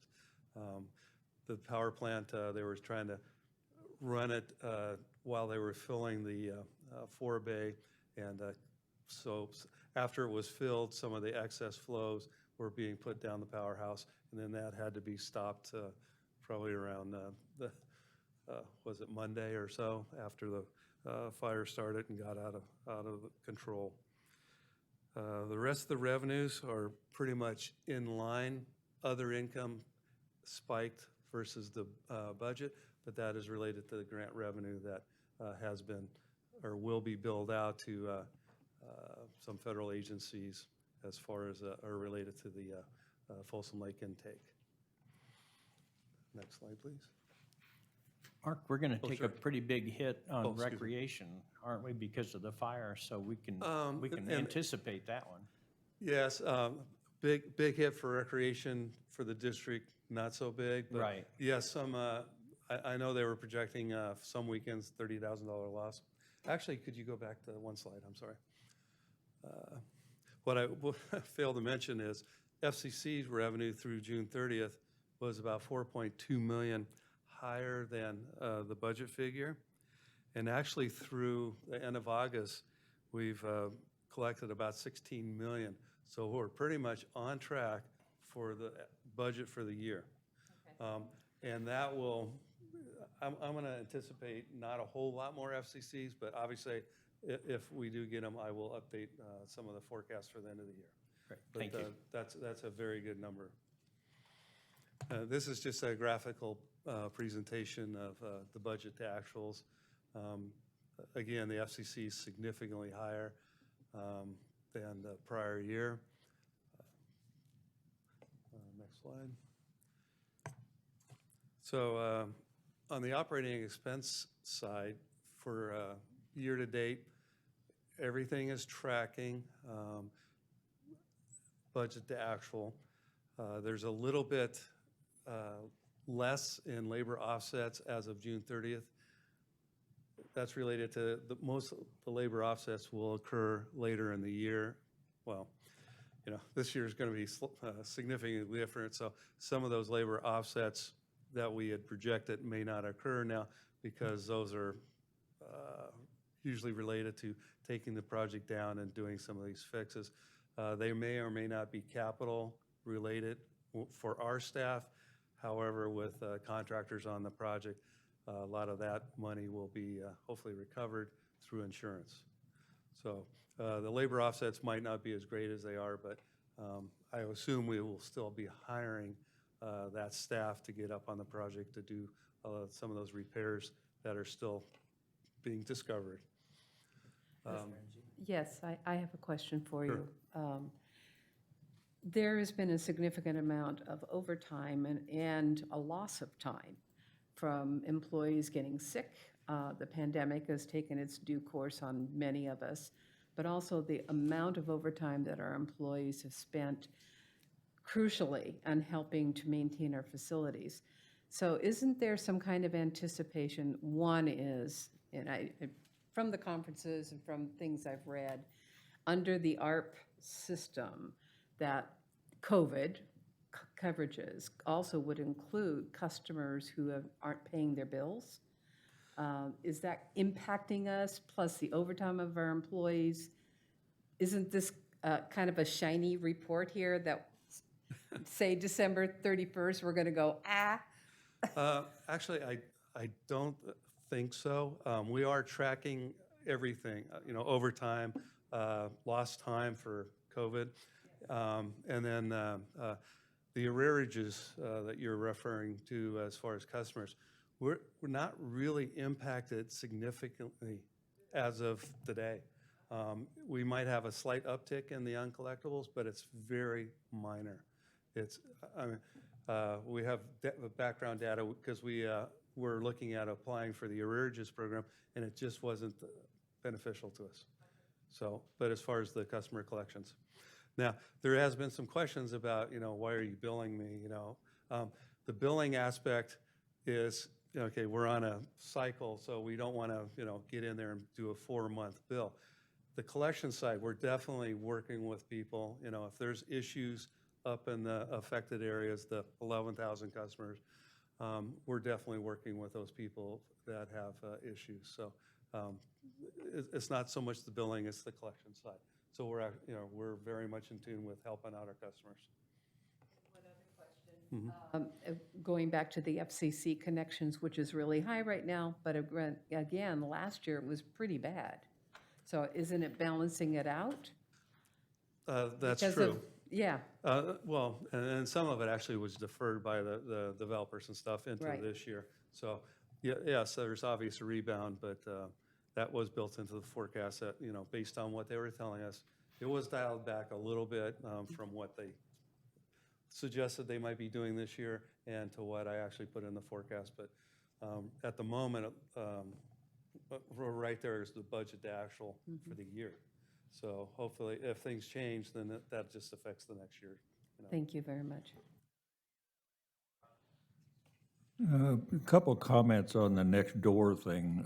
People are saying they're getting a reduction in their Comcast bill and their PG&E doing a rebate and stuff like that. But a couple of comments about they came to EID and they said, no.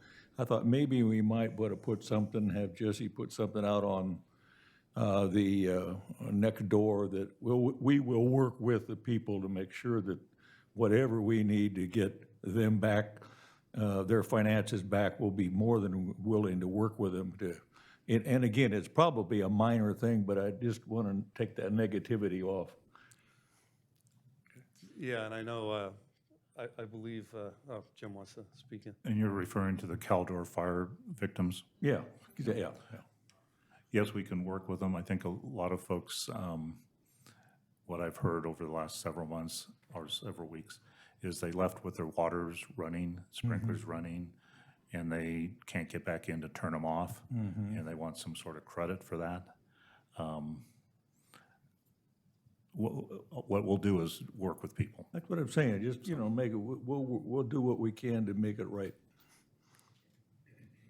Yeah, exactly. And then, as you're totally aware, we were able to keep the system in place, functioning. The firefighters are using that system too.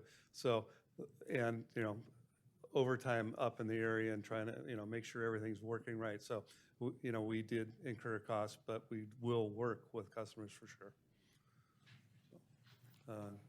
Next slide. So this is just, again, a graphical display of the expenses, but next slide. This one, I actually enjoy this slide the best. Because year to year is how I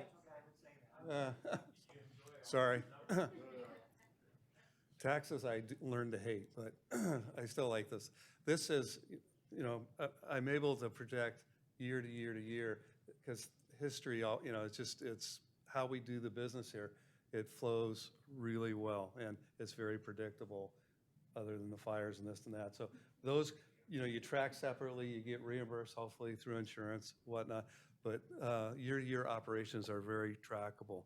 So, year over year, the expenses are identical, other than we had some small budget increases, and then the repair services. The repair services is really the anomaly there, but that's the repair of the recoating of the tanks 2 and 2A that was built into the water operations budget. So essentially, it's the same as last year plus a small cost of living increase. So a geek like me, I like to be able to project and go forward. So confirmation. So this is just a graphical display of it's showing that year over year is pretty much identical by cost categories.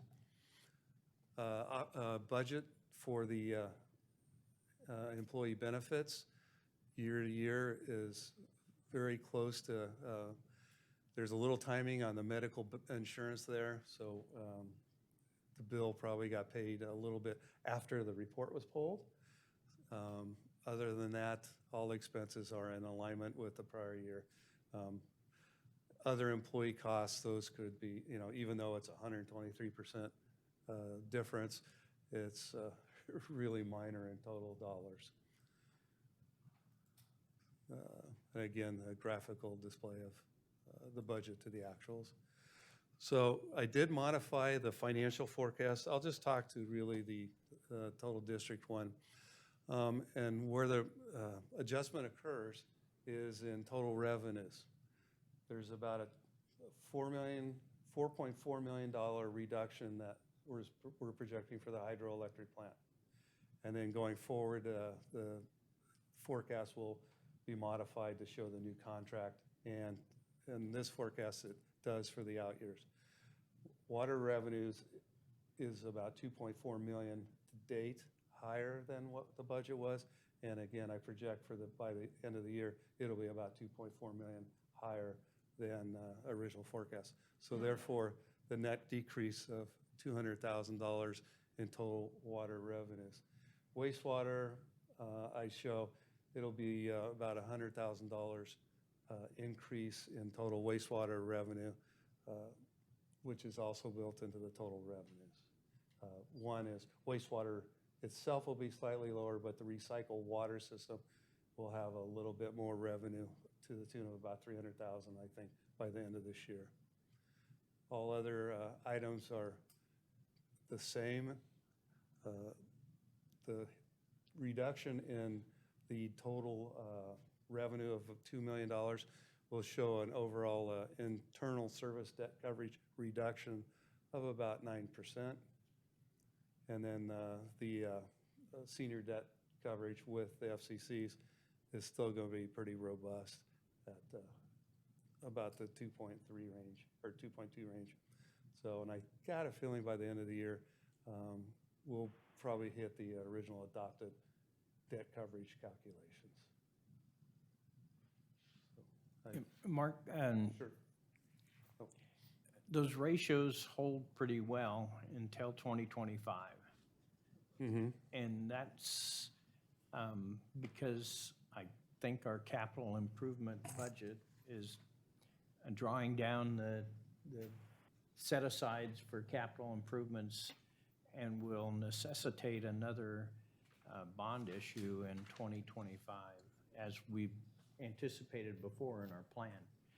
I think as we go through the analysis of our CIP and relook at all of the impacts of the Caldor fire and reprioritize, we need to take a hard look at those numbers and see what's appropriate to do. And I know we'll be doing that in the next couple of months, but it just drawing those ratios down and the potential bond issue in 2025, I'm concerned because we were, I'll say, extremely wise or maybe extremely fortunate in our last refinancing effort and bond issue. 2025, who knows what's going to happen, but all indicators are that interest rates are going to be much higher than we've experienced. So we just need to keep all those things in mind as we do our financial planning. Definitely, and that's why, that's not why, but we plan to bring the CIP first, then try to fold it into the plan or into the forecast. And essentially, it does show, there is an impact in the future. And whether it's, how you manage it is the key, whether it's, I hate to say rates, but this is water system driven. The wastewater coverage calculations are significant. They're in the 3% range, or three times range for 2025. It is the water system that will be the, affects everything. And I believe that the CIP in those out years, the 2025, 26 range, I think there's a Silver Lake Dam replacement is kind of in the future there into that forecast. Again, we have to talk to the CIP, coming up and what's in the forecast and what year, et cetera. But some of those significant assets are still out there needing repairs or replacements.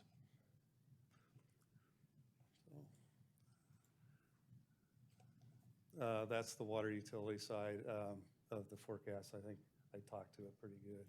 And then the wastewater side. So, just really an information. Thank you. It was a good update. And with current events, we'll probably be relooking at a lot of that. Any- I'm sure, and we will be meeting, we'll part of the team meeting tomorrow with and some insurance people. And then later this week, the finance staff will be working also with the forensic accountants for the insurer. So everybody wants to, everybody's watching their dime, so, which is really good. And I know our short-term attention is on the reconstruction from the Caldor fire, but there is dangling out there the infrastructure legislation, which we should keep a really close eye on, because I think the Silver Lake Dam might be a really good project for infrastructure. And I know you're tuned into all of those things and keeping a finger on the pulse, but that would relieve us of some bond requirements in the 2025 timeframe. That's been my hope. Right. So, Okay.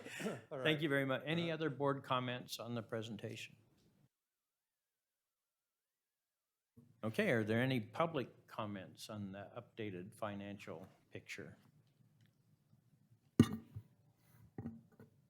President Dwyer, it does not appear there are any members of the public wishing to speak on information item number 8. Okay, thank you very much.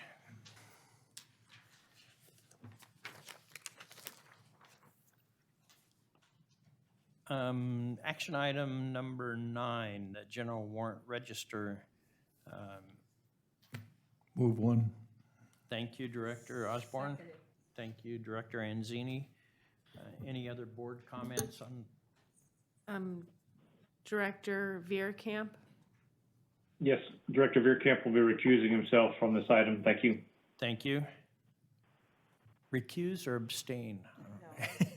It's recusal on this in one. in that circumstance. Okay, thank you for the clarification. Any other board comments? Any public comment on the warrant register? It does not appear there are any members of the public wishing to speak on action item number 9. Would you like me to call for the vote? Yes, please. How do you vote? Division 1? Aye. Division 4? Aye. Division 5? Aye. Division 2? Aye. Division 1, 2, 4, and 5. Voting aye, motion carries. Okay, thank you very much. Item number 10. Brian.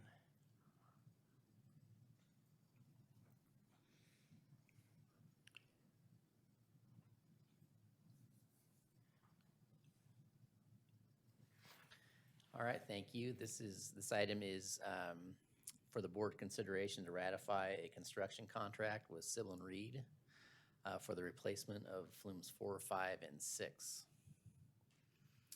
The previous board action, the last meeting, the board adopted a resolution that ratified the emergency declaration due to the Caldor fire. And as Dan mentioned earlier, Flumes 4, 5, 6, and Flume 30 were destroyed by the Caldor fire, and obviously expedited replacement is needed and actually underway to restore that canal flow. Last week, the general manager approved a time and materials contract with Sybil and Reed contractors to replace Flumes 4, 5, and 6. And as you recall, back in August, the board also approved a Flume 30 replacement contract with Sybil and Reed, and get a little bit into that a little bit later, but that contract we anticipate will be needed. to I've be got a modified question as for well. Jim. He had suggested that he might be able to make a deal if, if it went through. You're gonna try to work on that, although we're having to accelerate other parts of it too, but, You mean getting the credit for removal? right. I was joking about that, but I did mention it to Paul, one of the the project manager there, and he said there's some other issues out there he has to deal with as well. Yeah, I think so. This is a general location map of where these flumes are located. So you can see on the right side that I've identified the Kybers Diversion Dam. So the Flumes 4, 5, and 6 are right in the middle of the 1B, we call the 1B, which is between Kybers and the Miltable Tunnel. So Flume 4 is about 400 feet long, and actually I got a little bit more on this.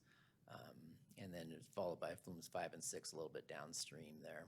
So a lot of those other, you can see some brown areas. Those are also wooden flumes. We've also mixed in their concrete flumes as well. The only other flume there, more towards Kybers, we have Flume 2A, which is a wooden flume. That was also damaged. One section of that flume was burnt up, but we think that our crews can easily replace that as we're going along here. But the primary damage in this section was Flume 4, 5, and 6. And then a few days later, we learned that Flume 30 had also burned. This is just right downstream of the Milled Tunnel. It's spill 20, and that's, we call it on the 2 beat. Next slide. So this is a pre-fire picture of Flume 4, about 400 feet long. It was last replaced in 93.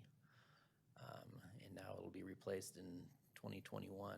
The next slides, this is just some damaged pictures after the fire. We were able to get in there. Next slide. Flume 5, it's about 180 feet long, last replaced in 93, and then a little section in 2017, as you can see there. This flume is on grade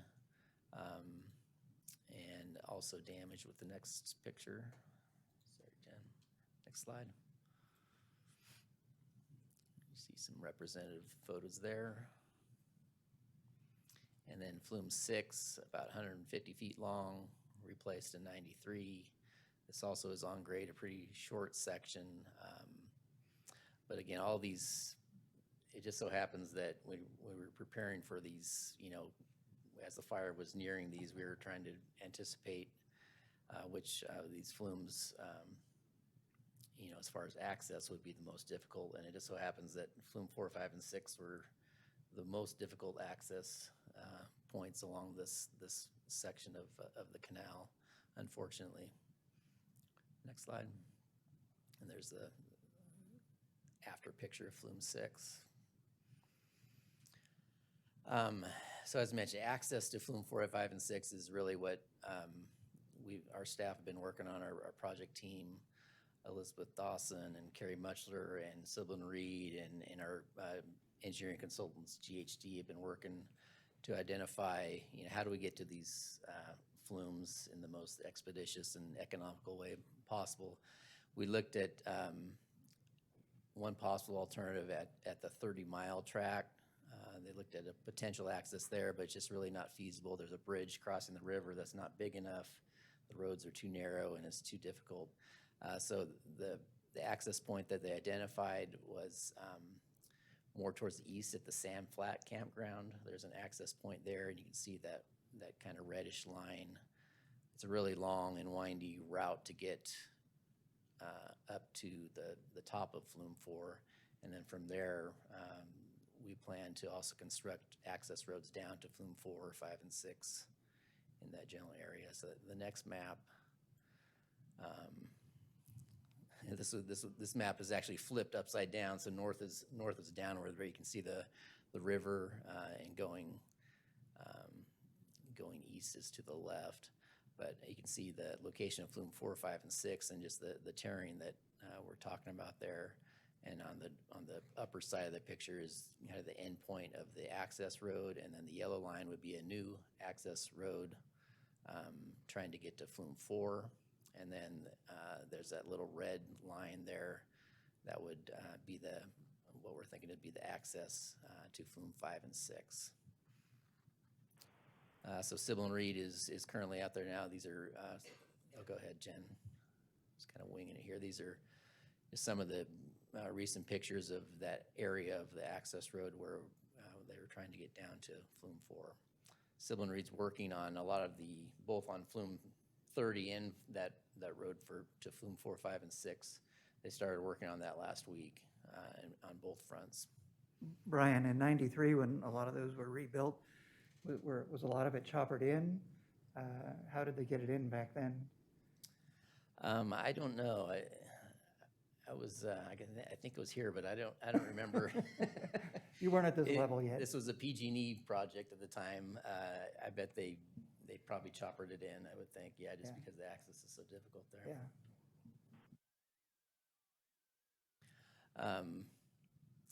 So as far as the construction contract with Sybil and Reed, obviously we need immediate action to get these flumes back up and running. We're trying to, again, the goal is to get the flumes in the canal back in operation so that we can capture winter and spring flows.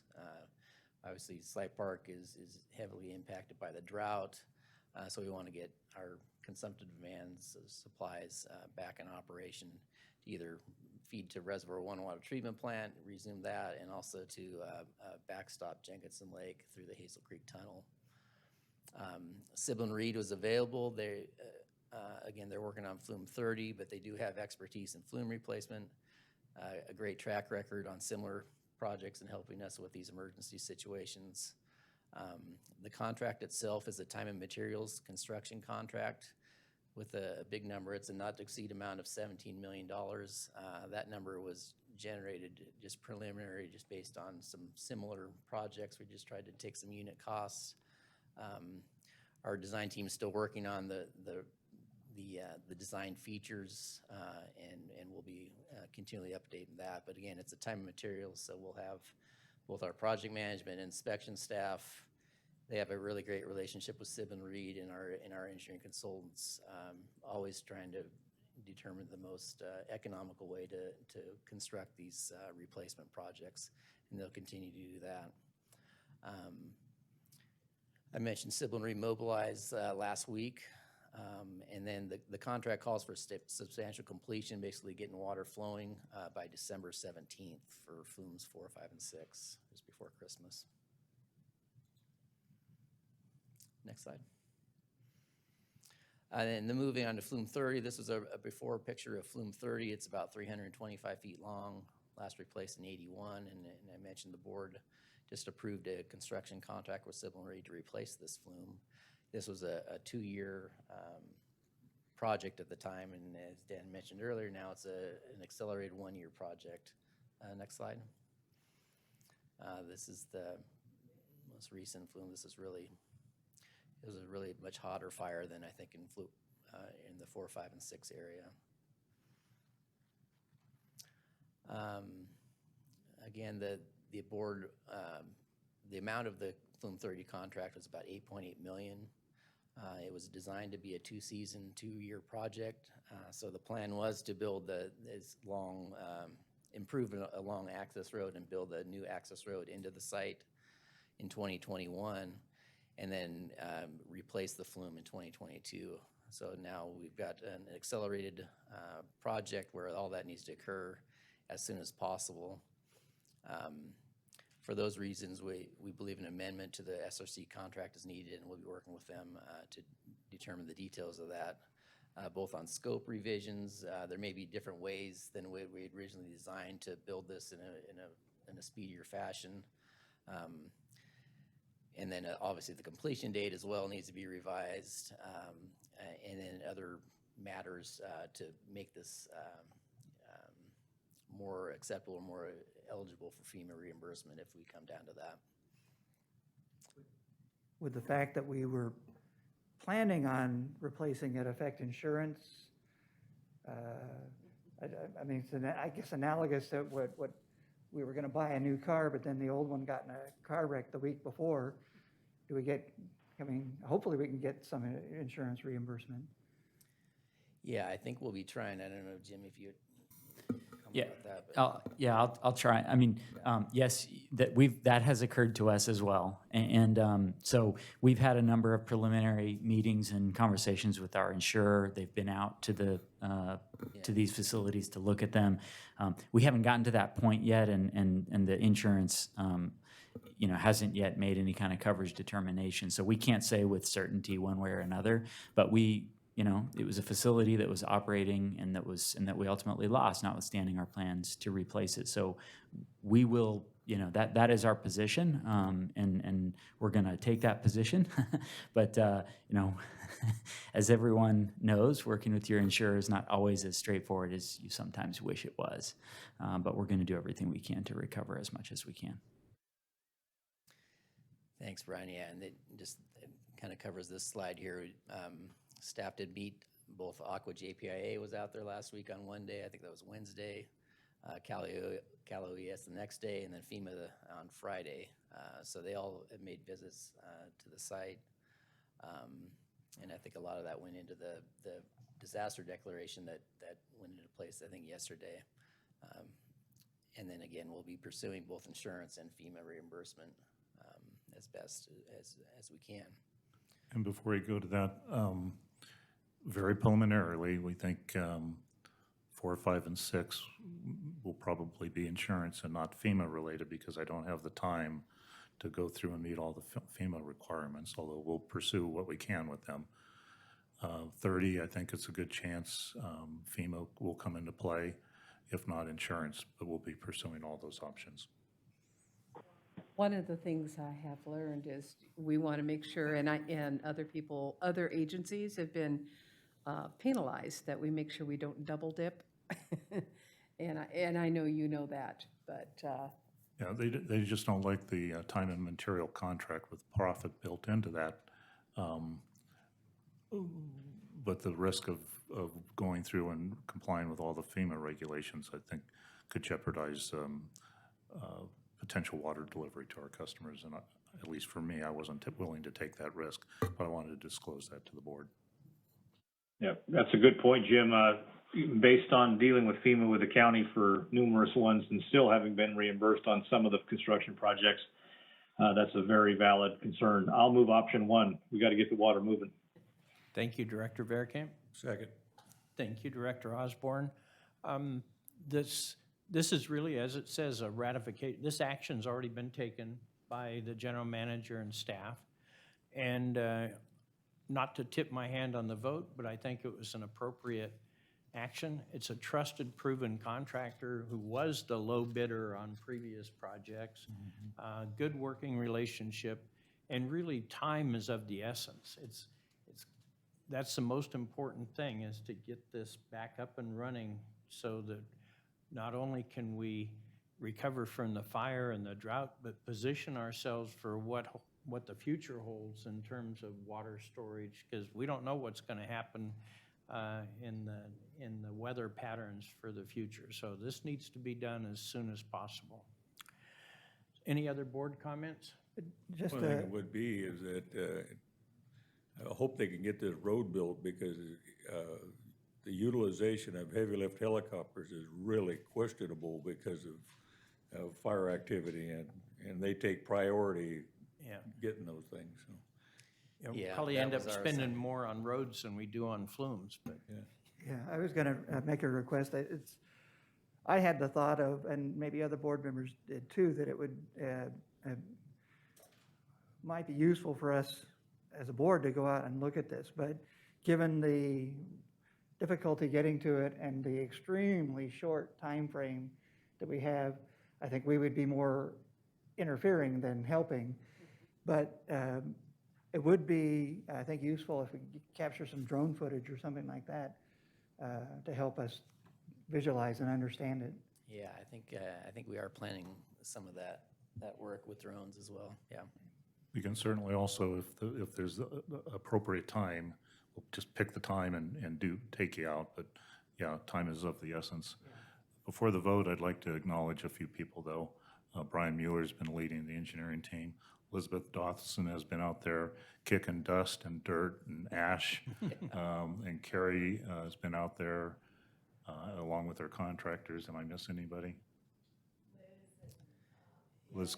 Yeah, we've got a Liz team, Carrington John and Kessler, Liz Carrington. as well. So the whole, a bunch of engineering staff. And, you know, I don't know if you've ever been in there after a fire. It is miserable. And they've been out there almost every single day. So thank you for your efforts. Okay, any public comment on this item? President Dwyer, it doesn't appear that there are any members of the public wishing to speak on action item number 10. Would you like for me to call for the vote? Yes, please. How do you vote? Division 1? Aye. Division 3? Aye. Division 4? Aye. Division 5? Aye. Division 2? Aye. Division 1, 2, 3, 4, and 5, voting aye, motion carries unanimously. Okay, thank you very much. Moving on to item 11, Elizabeth, on electrical engineering for our generators.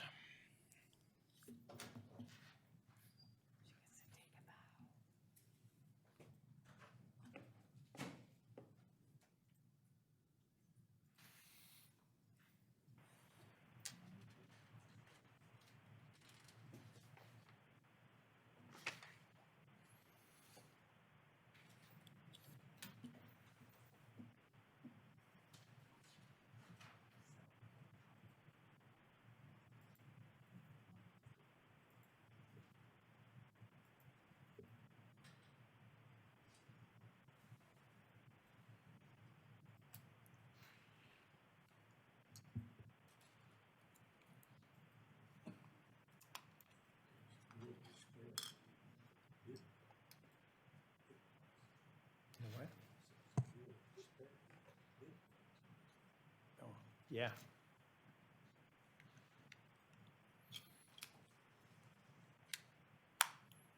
Alrighty. Good morning, members of the board. My name is Liz Carrington, Senior Civil Engineer here at the district.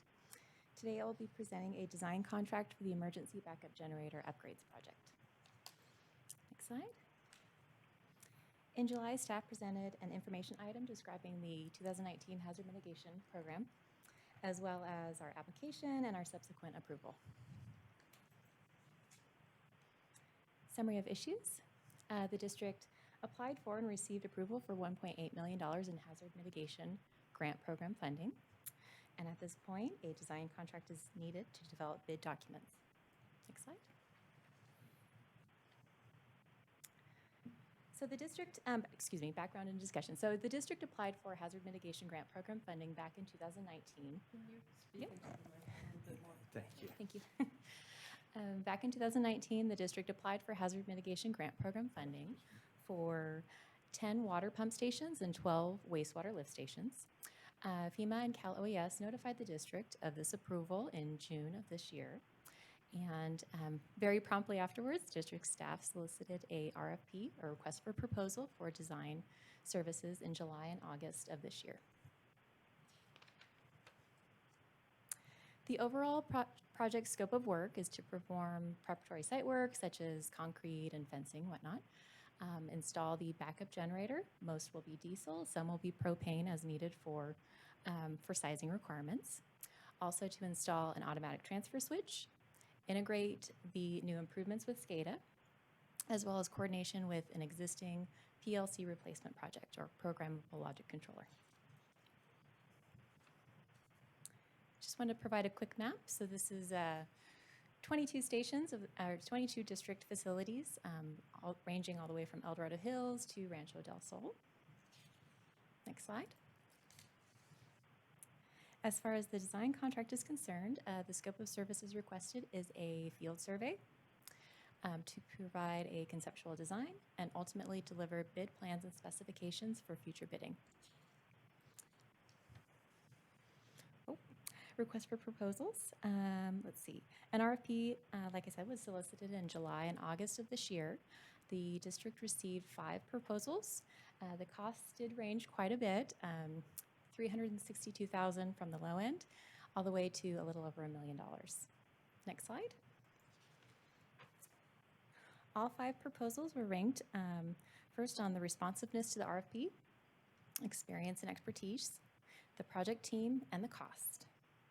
A team had the highest ranking proposal, and as a bonus, they had already done some design work for some of our generator projects in the past, and also they're very familiar with our standards and specifications. Alrighty.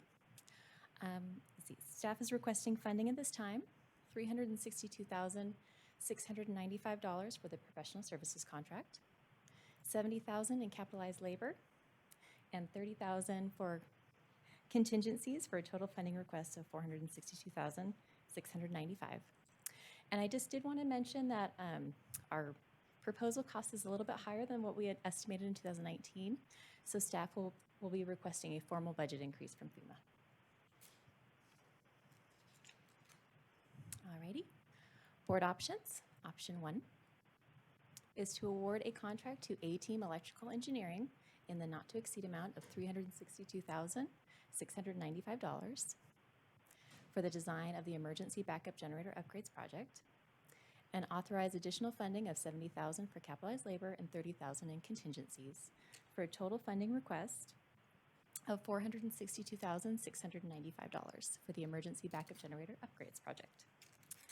And it's projects number 21040 and 21041, separated into water and wastewater facilities.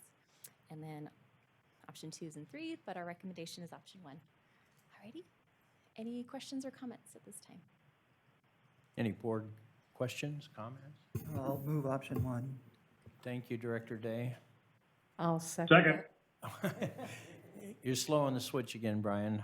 Director Anzini has That's right. beat you.